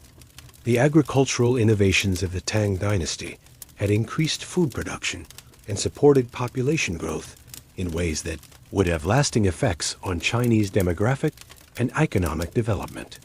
The Tang period had seen the introduction of new crops, farming techniques, and land management practices that would continue to support Chinese agriculture for centuries, while the dynasty's irrigation projects and water management systems had created infrastructure that would benefit later generations. The Tang approach to agricultural policy had also established principles of land distribution and taxation that would influence Chinese rural development long after the dynasty's end. The commercial developments during the Tang Dynasty had created new patterns of trade and economic organization that would continue to evolve and expand even after the dynasty's political collapse. The Tang period had seen the emergence of new forms of banking, credit, and commercial law that would facilitate long-distance trade and economic development, while the dynasty's control of Silk Road trade routes had established commercial relationships that would persist for centuries. The Tang emphasis on commercial development and urban growth had also created economic institutions and practices that would continue to support Chinese prosperity. Thus ended the Tang Dynasty, not with the dramatic collapse that might be expected of such a great empire, but with a gradual dissolution that reflected the complex challenges facing any political system that attempts to govern a vast and diverse territory over an extended period of time. The dynasty's 289-year reign had encompassed periods of unprecedented expansion and cultural achievement as well as times of internal strife and external pressure, demonstrating both the possibilities and limitations of imperial government in medieval China. The Tang experience would provide lessons and precedents for later Chinese dynasties, while its cultural and institutional achievements would continue to influence Chinese civilization and the broader world for centuries to come, proving that sometimes the most important legacy of a political system is not its longevity, but its contributions to human knowledge, culture, and social organization. The collapse of the Tang Dynasty in 907 CE marked not just the end of a particular ruling house, but the beginning of one of the most chaotic and fragmented periods in Chinese history, known as the Five Dynasties and 10 Kingdoms period. However, to truly understand the significance of the Tang's fall, one must examine in greater detail the complex factors that contributed to its decline and the lasting impact of its achievements on subsequent Chinese civilization. Because apparently, even the end of a dynasty requires extensive analysis to fully appreciate, much like trying to explain why a 3-hour movie needs a 4-hour director's cut. The economic foundations of Tang decline were far more complex than simple military defeat or political incompetence, involving fundamental changes in China's demographic, agricultural, and commercial systems that had developed over the course of the dynasty's nearly 3-century reign. The Tang Empire, at its height, had supported a population of approximately 50 to 60 million people, making it one of the most populous states in the medieval world. But this demographic success created pressures on agricultural resources and administrative systems that became increasingly difficult to manage as the dynasty aged. The empire's vast territorial extent, stretching from Korea in the east to Central Asia in the west, required enormous expenditures for military defense and administrative oversight that strained even the dynasty's considerable financial resources. The agricultural system that supported the Tang Empire was based on the equal field system, which theoretically distributed land to peasant families in exchange for taxes and labor service, creating a framework that balanced the needs of individual farmers with the requirements of the imperial state. However, this system gradually broke down during the Tang period as wealthy landowners found ways to accumulate large estates while avoiding their tax obligations, creating a situation where the burden of supporting the government fell increasingly on small farmers who possessed the least ability to bear such costs. The concentration of land ownership also reduced the number of peasants available for military service, weakening the feuding militia system that had provided the backbone of Tang military power during the dynasty's early centuries. The commercial developments that had made the Tang Empire wealthy and cosmopolitan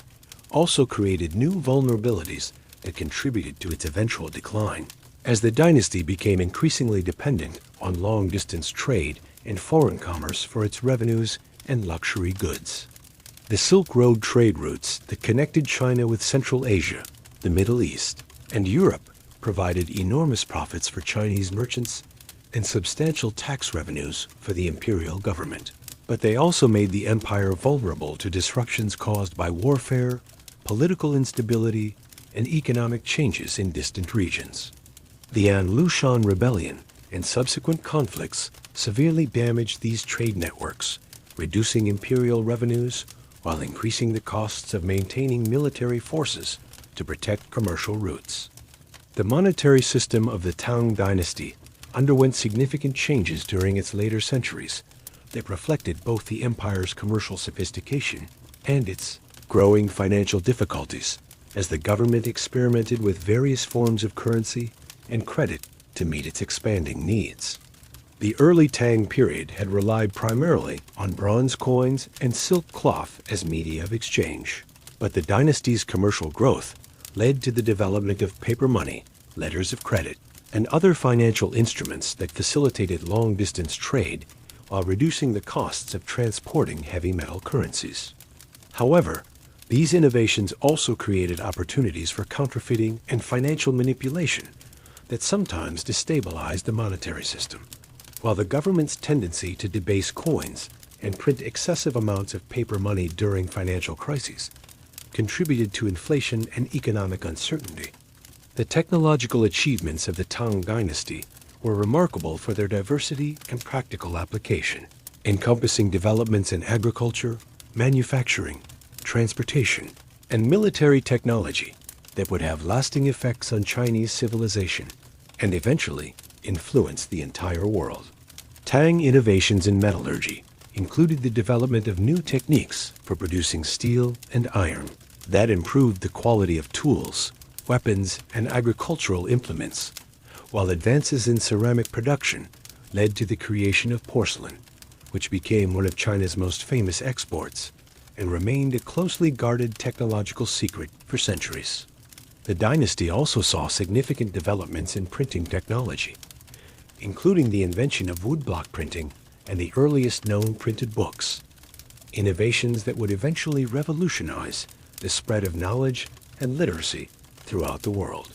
The military technology of the Tang period included early experiments with gunpowder, which was initially used for fireworks and signal devices, but would eventually be developed into weapons that would transform warfare throughout the world. Tang military engineers also developed new types of siege equipment, including improved catapults and crossbows, while their naval technology included innovations in ship design and navigation that facilitated both military campaigns and commercial expeditions. The dynasty's military organization incorporated lessons learned from conflicts with various nomadic peoples, leading to the development of new tactics and strategies that combined Chinese infantry formations with cavalry techniques borrowed from Central Asian peoples. The agricultural technology of the Tang Dynasty included innovations that significantly increased food production and supported the empire's large population, demonstrating the close relationship between technological development and demographic growth in pre-modern societies. Tang farmers developed new varieties of rice that could be grown in previously unsuitable areas, while improvements in irrigation technology allowed for the malav, cultivation of marginal lands, and increased yields from existing agricultural areas. The dynasty also saw the introduction of new crops from other regions, including various fruits and vegetables that diversified the Chinese diet while providing additional sources of nutrition and commercial value. The transportation infrastructure developed during the Tang Dynasty was among the most extensive and sophisticated in the medieval world, reflecting both the empire's vast territorial extent and its commitment to maintaining effective communication and control over distant regions. The Grand Canal system, which had been begun during the Sui dynasty, was expanded and improved during the Tang period, creating a waterway network that connected northern and southern China while facilitating the movement of goods, people, and information throughout the empire. The dynasty also maintained an extensive system of roads and bridges that connected major cities and administrative centers, while a sophisticated postal system ensured rapid communication between the capital and provincial governments. The urban development that occurred during the Tang Dynasty created some of the largest and most sophisticated cities in the medieval world, demonstrating Chinese capabilities in urban planning, infrastructure development, and municipal administration that would influence city development for centuries. Chang'an, the Tang capital, was laid out according to a carefully planned grid system that separated different functional areas while providing for efficient movement of people and goods throughout the city. The city's markets were organized according to strict regulations that controlled prices, quality, and trading practices, while its residential areas were divided into wards that were closed at night to maintain security and order. The international trade networks that developed during the Tang Dynasty connected China with civilizations throughout Asia, the Middle East, and even parts of Europe and Africa, creating a level of global economic integration that would not be matched again until the modern era. Chinese merchants established trading posts and communities in cities throughout Central Asia, Southeast Asia, and the Indian Ocean region, while foreign merchants from dozens of different countries maintained permanent residences in Chinese cities. This international commerce brought enormous wealth to China while facilitating the exchange of ideas, technologies, and cultural practices that enriched Chinese civilization and influenced societies throughout the known world. The diplomatic system established by the Tang Dynasty created a framework for international relations that balanced Chinese interests with the autonomy of neighboring states, demonstrating a sophisticated understanding of power politics and cultural diplomacy that would influence East Asian international relations for centuries. The tributary system required foreign rulers to acknowledge Chinese suzerainty and provide periodic tribute in exchange for recognition of their legitimacy and protection from Chinese military power, creating a hierarchical but flexible system that accommodated different levels of political independence. This system was supported by extensive diplomatic missions that maintained regular contact between China and its neighbors while gathering intelligence about foreign political and military developments. The religious policies of the Tang Dynasty reflected both the empire's cosmopolitan character and the complex relationship between political authority and spiritual belief in Chinese society, as the dynasty attempted to balance support for traditional Chinese religions with tolerance for foreign faiths that had gained popularity among the population. Buddhism, which had entered China several centuries before the Tang period, reached its peak influence during the dynasty's middle centuries, with thousands of temples and monasteries receiving imperial patronage, while Buddhist scholars and artists produced some of the most sophisticated religious art and literature in Chinese history. However, the dynasty's relationship with Buddhism was complicated by concerns about the religion's foreign origins, its economic impact through tax-exempt temple lands, and its potential challenge to traditional Chinese political and social values. The Confucian revival that occurred during the later Tang period represented an attempt to reassert traditional Chinese values and governmental principles in response to the perceived challenges posed by foreign religions and cultural influences, demonstrating the ongoing tension between cosmopolitan openness and cultural authenticity that characterized much of Chinese history.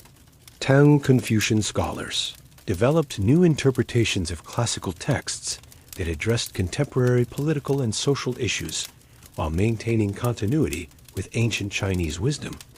creating intellectual frameworks that would influence Chinese thought for centuries. This Confucian revival also influenced educational policy, as the dynasty expanded its school system and examination procedures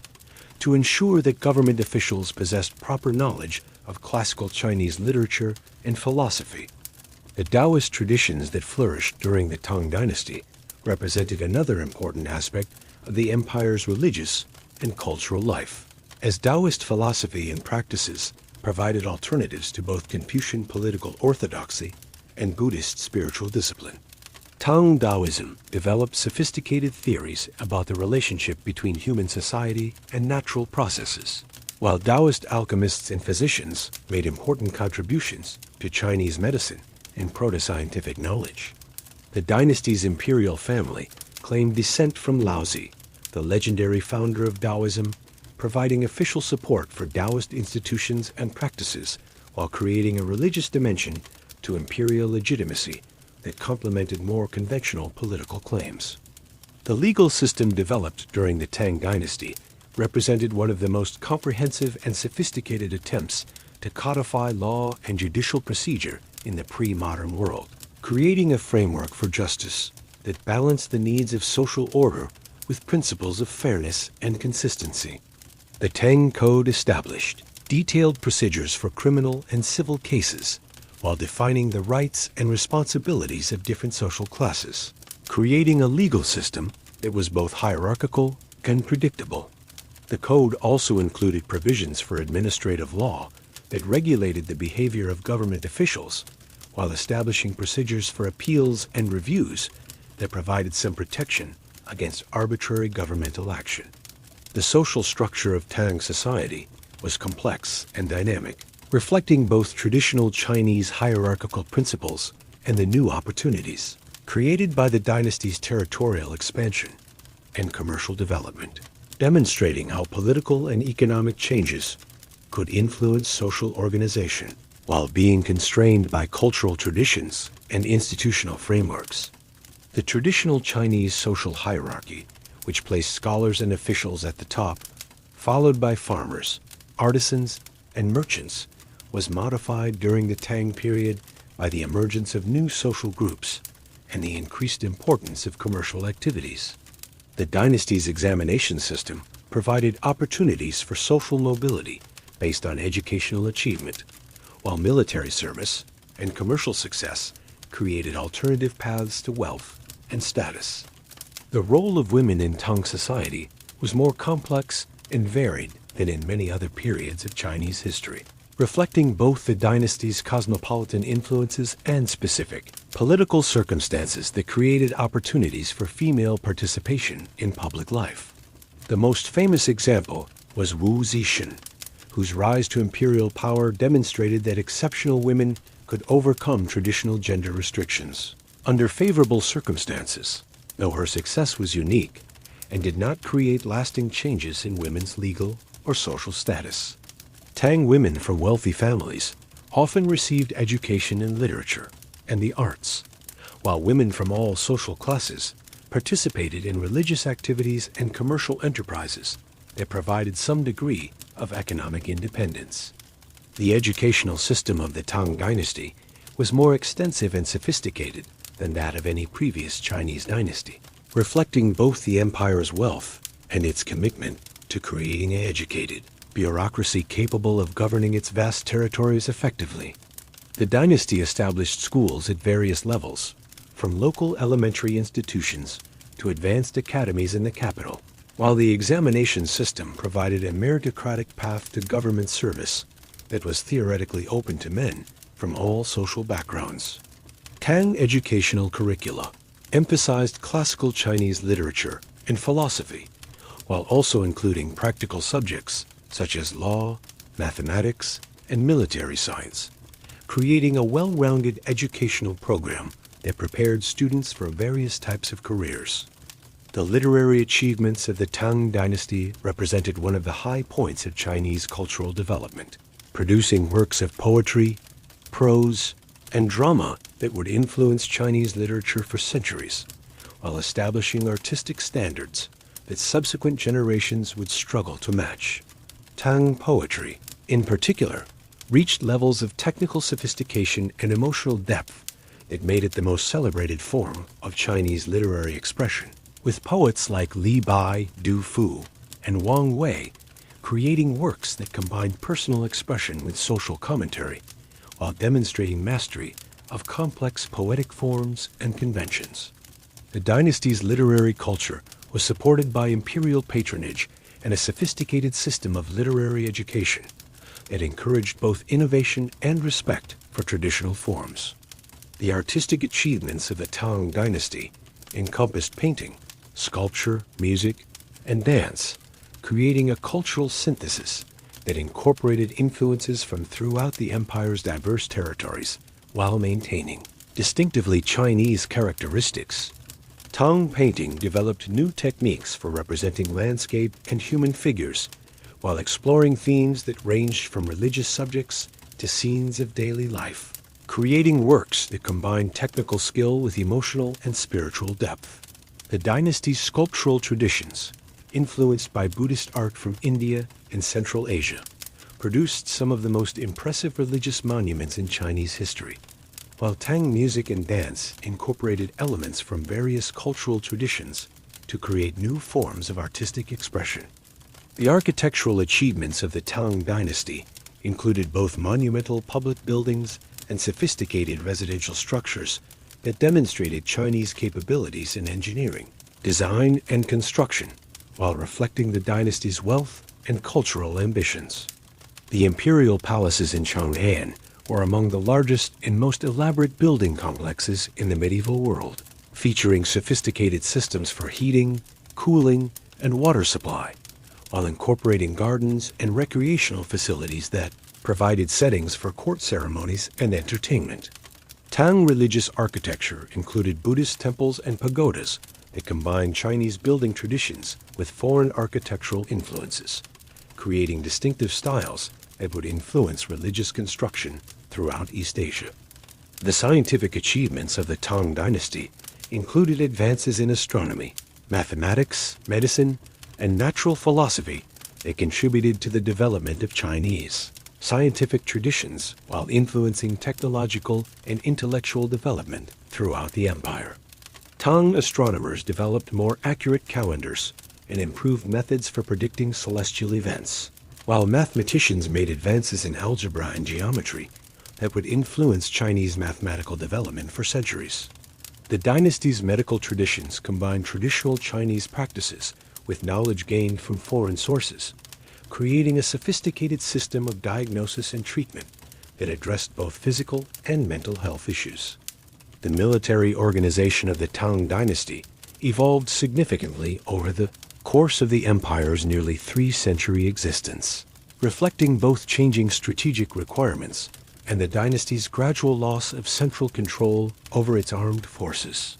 The early Tang military system was based on the Fubing militia, which provided military service in exchange for land grants while maintaining civilian occupations during peacetime, creating a large pool of trained soldiers without the enormous expense of maintaining a standing army. However, this system gradually broke down as land ownership became concentrated in the hands of wealthy elites, while the empire's expanding territorial commitments required more professional military forces. The Jidushi system that replaced the Fubing militia during the later Tang period created powerful regional military commanders who controlled their own armies and territories, while maintaining nominal allegiance to the imperial government, demonstrating how military necessity could undermine political centralization, even in a highly developed administrative state. These military governors were initially appointed by the emperor and expected to rotate between different commands, but they gradually became hereditary rulers of their territories, while maintaining their own diplomatic relations with foreign powers. The Jidushi system provided effective local defense and reduced the central government's military expenses, but it also created the conditions for the political fragmentation that would eventually destroy the dynasty. The foreign relations of the Tang Dynasty were characterized by a complex mixture of military conquest, diplomatic negotiation, and cultural exchange that reflected both the empire's power and its sophisticated understanding of international politics. The dynasty's military campaigns extended Chinese control over vast territories in Central Asia, while establishing Chinese influence over the Korean peninsula and parts of Southeast Asia, creating an empire that was larger than any previous Chinese state. However, Tang foreign policy also relied heavily on diplomatic methods, including the tributary system that provided a framework for managing relationships with neighboring states, while avoiding the costs and risks of direct military control. The relationship between the Tang Dynasty and the various nomadic peoples of Central Asia was particularly complex, involving alternating periods of conflict and cooperation that reflected the different interests and capabilities of sedentary and nomadic societies. The Tang military was often successful in defeating nomadic armies in conventional battles, but the empire struggled to maintain control over the vast steppes where nomadic peoples could retreat and reorganize their forces. The dynasty's solution was often to incorporate nomadic groups into the Chinese military system,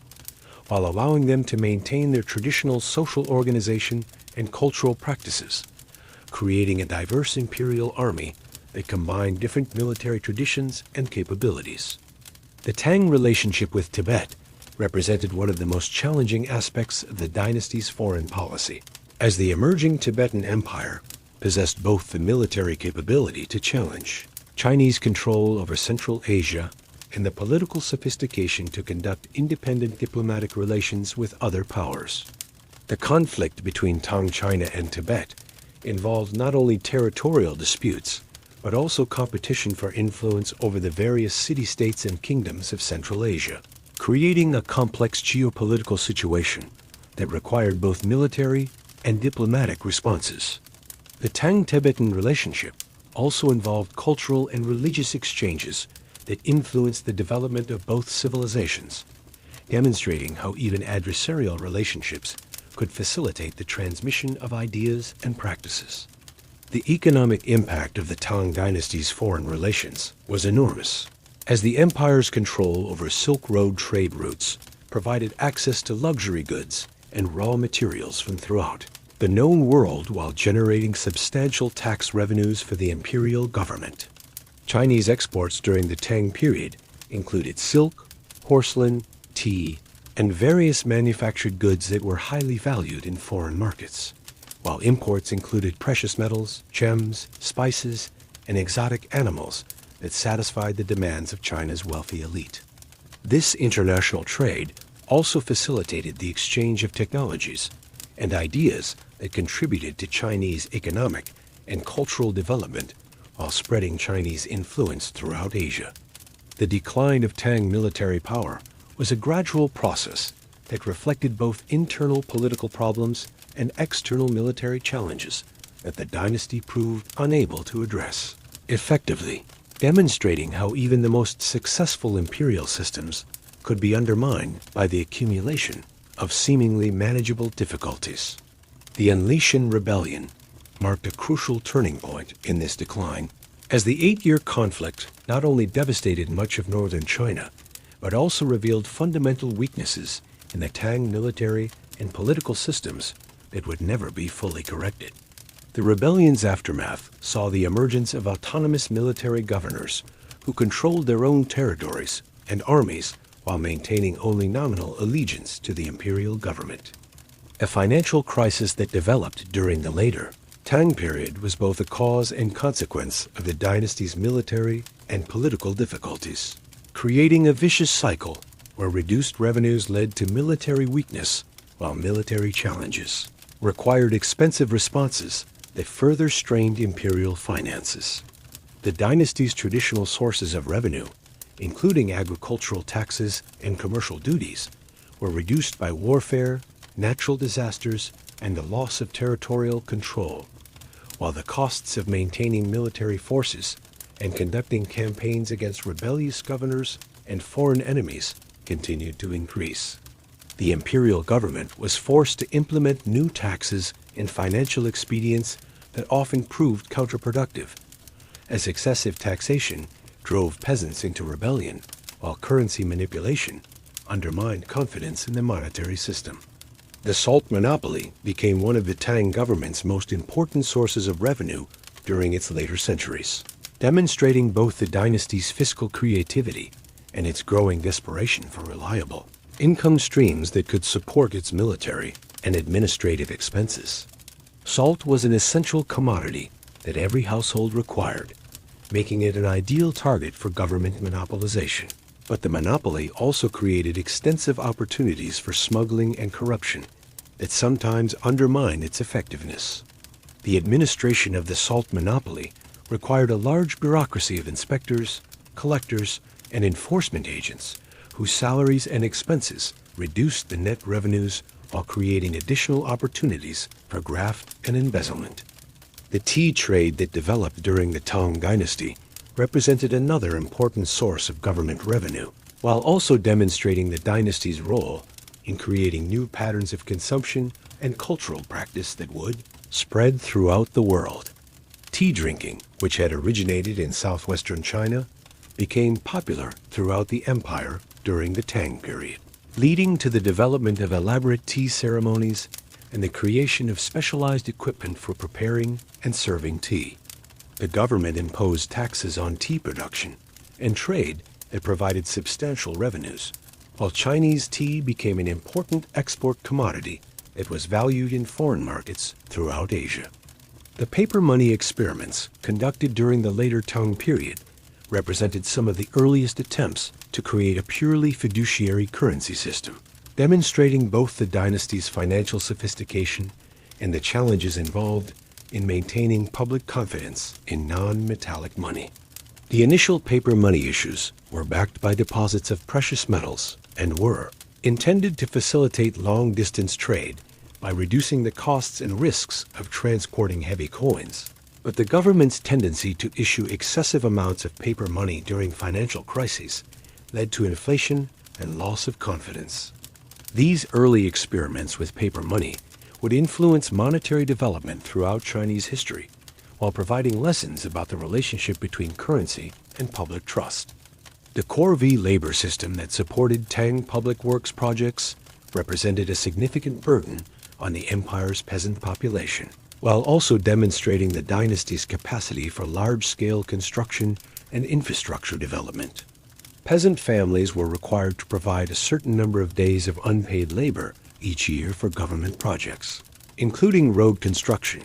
canal maintenance, and building construction, creating a system that allowed the government to undertake massive projects without direct monetary expenditure. However, the corvée system also disrupted agricultural production and created hardship for peasant families, particularly during busy farming seasons when labor demands conflicted with the need to plant or harvest crops. The tribute system that governed Tang relations with foreign states created a complex network of diplomatic and economic relationships that extended Chinese influence throughout East and Southeast Asia, while providing the imperial government with valuable goods and symbolic recognition of its supremacy. Foreign rulers who accepted tributary status were required to send periodic embassies to the Chinese court bearing gifts and expressions of submission, while the Chinese emperor provided return gifts and recognition of the foreign ruler's legitimacy. This system was often more symbolic than substantive, as tributary states frequently maintained considerable autonomy in their internal affairs and foreign relations, but it provided a framework for managing international relationships that minimized conflicts while maximizing Chinese prestige. The examination system that reached its mature form during the Tang Dynasty created a meritocratic element within Chinese government that would persist for over a millennium, demonstrating the dynasty's commitment to recruiting capable officials, while also reflecting the influence of Confucian ideals about the relationship between education and political authority. The examinations tested candidates' knowledge of classical Chinese literature, history, and philosophy, while also including sections on contemporary political and administrative issues that assessed practical governmental skills. Success in the examinations provided access to official positions and social status that were otherwise difficult to obtain, creating incentives for education and scholarly achievement that influenced Chinese culture for centuries. The Buddhist monasteries that flourished during the Tang Dynasty became important centers of education, healthcare, and social services, while also accumulating vast wealth and landholdings that eventually created political and economic problems for the imperial government. Buddhist temples provided education for both monks and lay people, maintained libraries and scriptoriums that preserved important texts, and operated schools that taught reading, writing, and basic mathematics to children from various social backgrounds. The monasteries also provided medical care, operated hostels for travelers, and maintained charitable institutions that assisted the poor and disabled, creating a social safety net that supplemented governmental services. The economic impact of Buddhist institutions during the Tang period was enormous,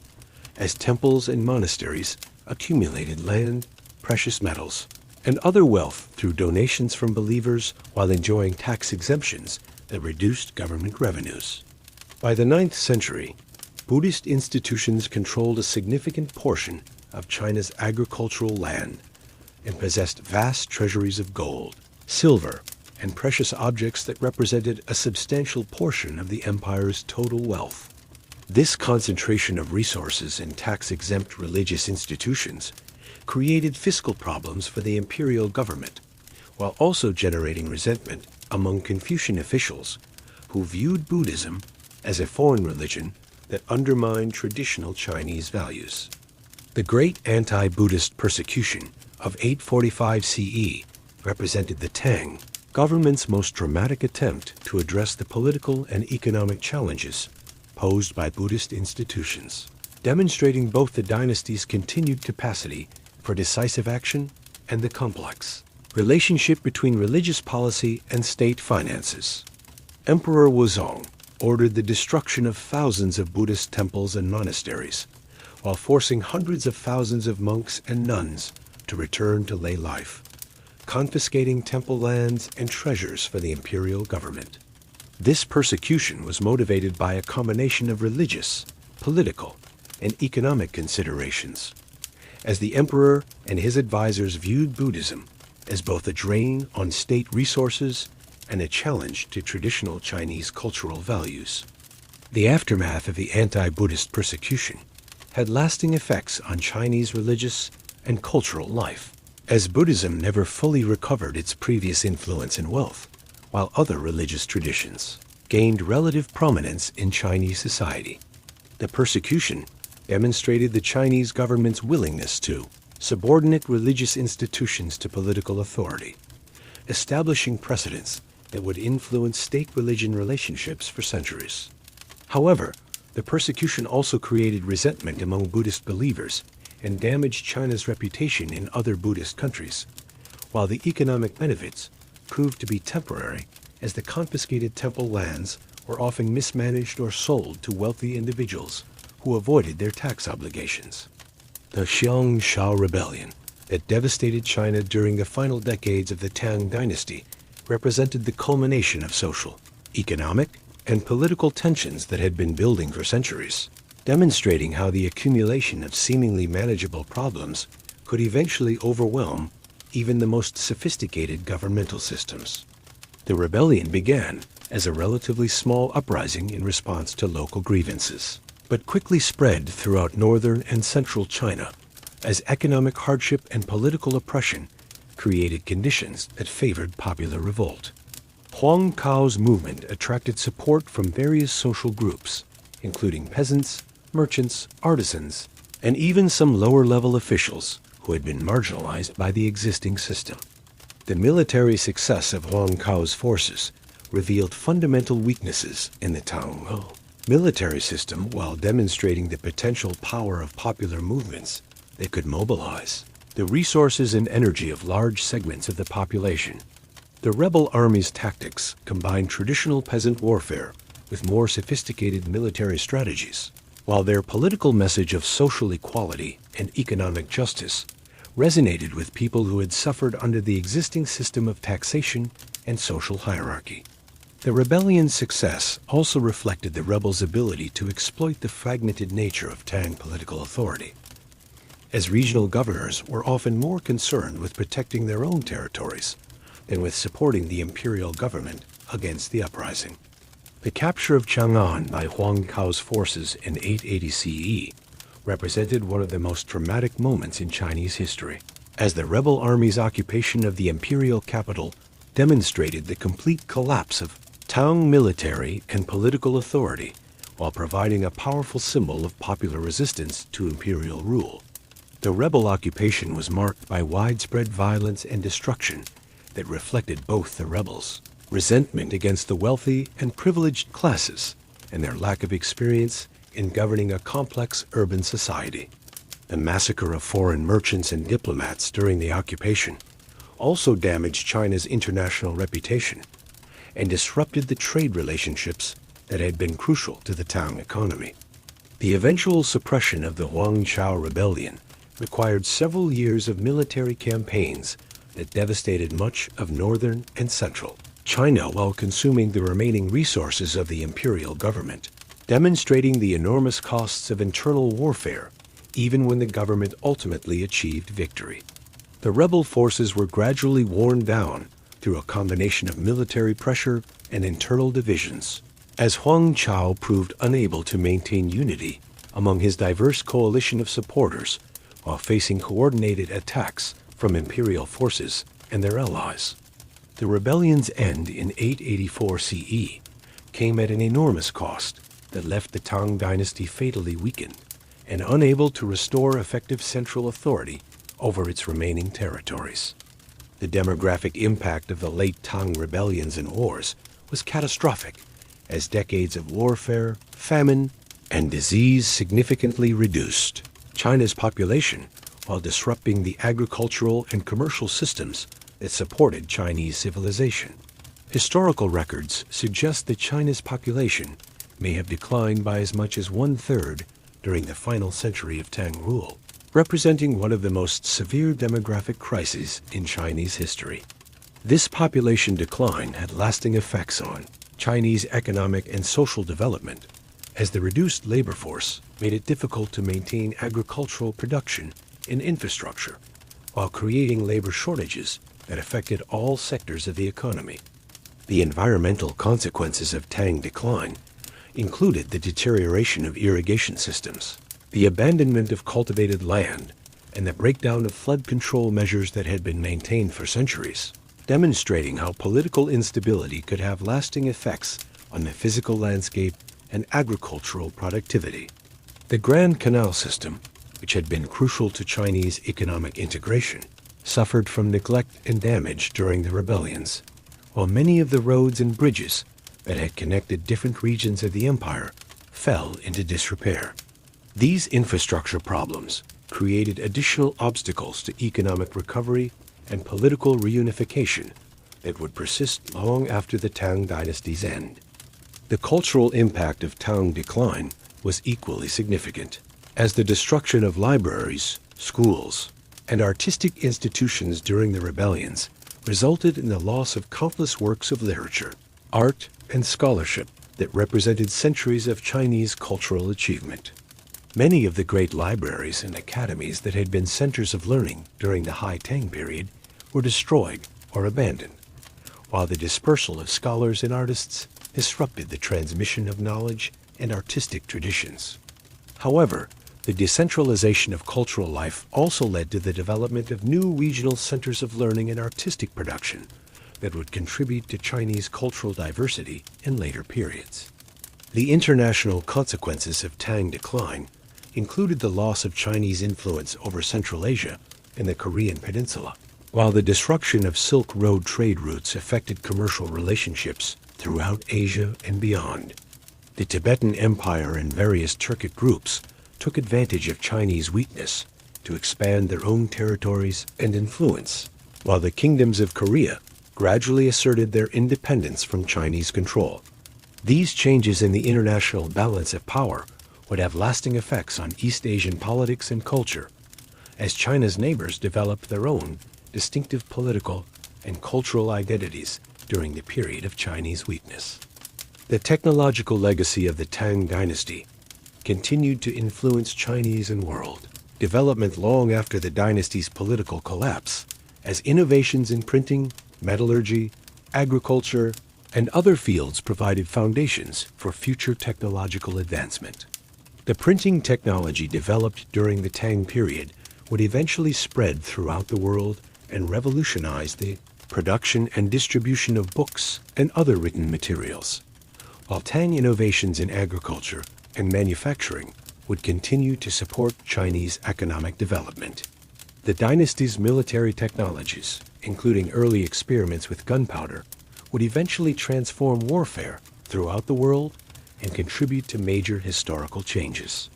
The institutional legacy of the Tang Dynasty was equally important, as the governmental systems, legal codes, and administrative procedures developed during the Tang period provided models that would be adopted and adapted by later Chinese dynasties and neighboring countries.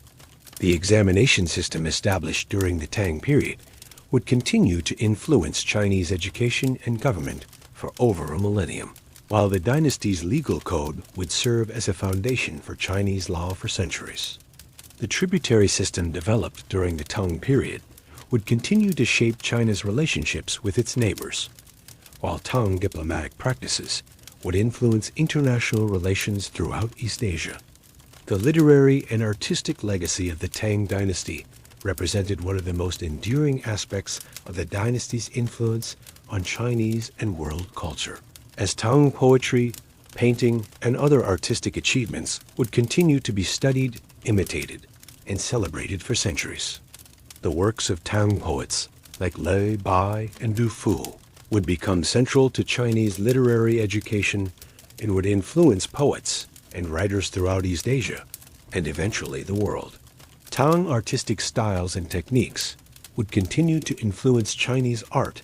while also spreading to other countries through cultural exchange and diplomatic contact.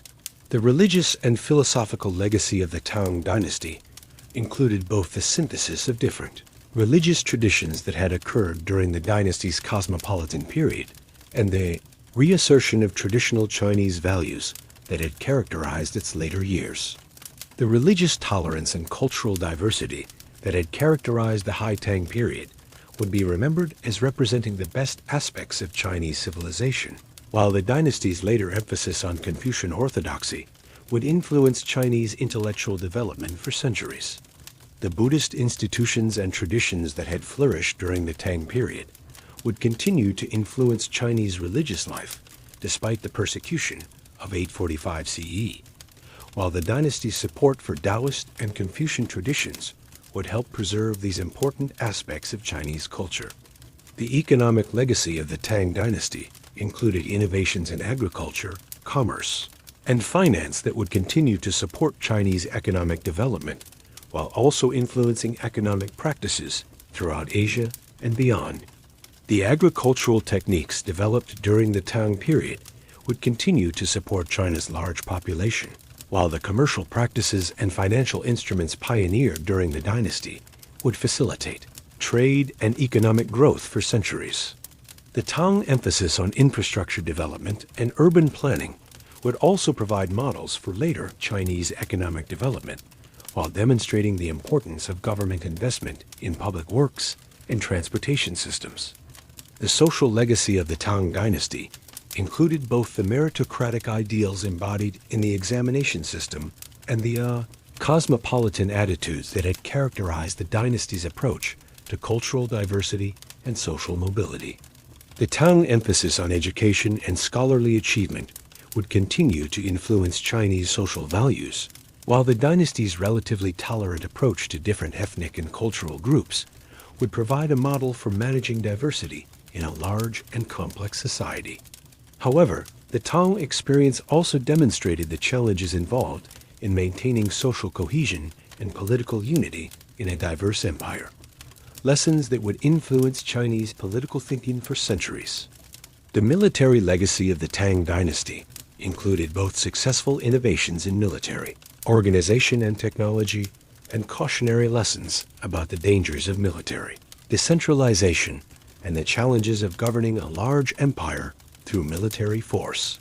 The Tang military system had demonstrated the effectiveness of combining different military traditions and incorporating diverse ethnic groups into imperial armies, while also showing how military necessity could undermine political centralization when regional commanders gained too much autonomy. These lessons would influence Chinese military thinking and organization for centuries, while Tang military technologies would continue to evolve and spread throughout the world. The urban legacy of the Tang Dynasty included both the physical infrastructure created during the dynasty's period of prosperity and the administrative and cultural institutions that had made Tang cities centers of learning, commerce, and artistic achievement. Chang'an, the Tang capital, had been the largest city in the world during its peak, demonstrating Chinese capabilities in urban planning and administration while providing a model for city development that would influence Chinese urban planning for centuries. The commercial and cultural institutions that had flourished in Tang cities would also provide models for urban development, while demonstrating the importance of cities as centers of economic and cultural innovation. The educational legacy of the Tang Dynasty was perhaps one of its most important and lasting contributions to Chinese civilization, as the dynasty's emphasis on education and scholarly achievement would continue to influence Chinese culture and society for over a millennium. The examination system established during the Tang period would provide a framework for meritocratic government that would persist through numerous dynastic changes, while the educational institutions and curricula developed during the Tang period would continue to shape Chinese intellectual development.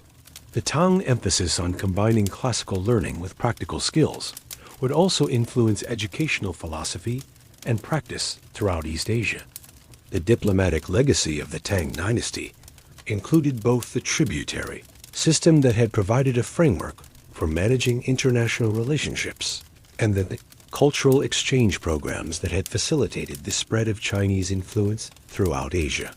The Tang approach to diplomacy had demonstrated the effectiveness of combining military power with cultural attraction and economic incentives, creating a model for international relations that would influence Chinese foreign policy for centuries. The dynasty's emphasis on cultural exchange and international trade would also provide precedents for China's engagement with the wider world, while demonstrating the benefits of openness to foreign ideas and practices. Thus, the Tang Dynasty's influence extended far beyond its 289-year reign, creating institutional, cultural, and technological foundations that would continue to shape Chinese civilization and influence world development for centuries to come. The dynasty's achievements in government, culture, technology, and international relations represented one of the high points of human civilization, while its eventual decline provided important lessons about the challenges of governing large and diverse societies over extended periods. The Tang experience demonstrated both the possibilities and limitations of imperial government, while showing how political systems could adapt and evolve in response to changing circumstances and challenges. The memory of Tang greatness would continue to inspire later Chinese dynasties and would provide a standard against which subsequent achievements would be measured, while the dynasty's cultural and technological innovations would continue to influence human development throughout the world. The Tang Dynasty thus represents not just a particular period in Chinese history, but a crucial phase in the development of human civilization, demonstrating the potential for political organization, cultural achievement, and technological innovation that would continue to influence human societies long after the dynasty itself had passed into history, proving once again that sometimes the most important legacy of any civilization is not its political longevity, but its contributions to the ongoing development of human knowledge, culture, and social organization.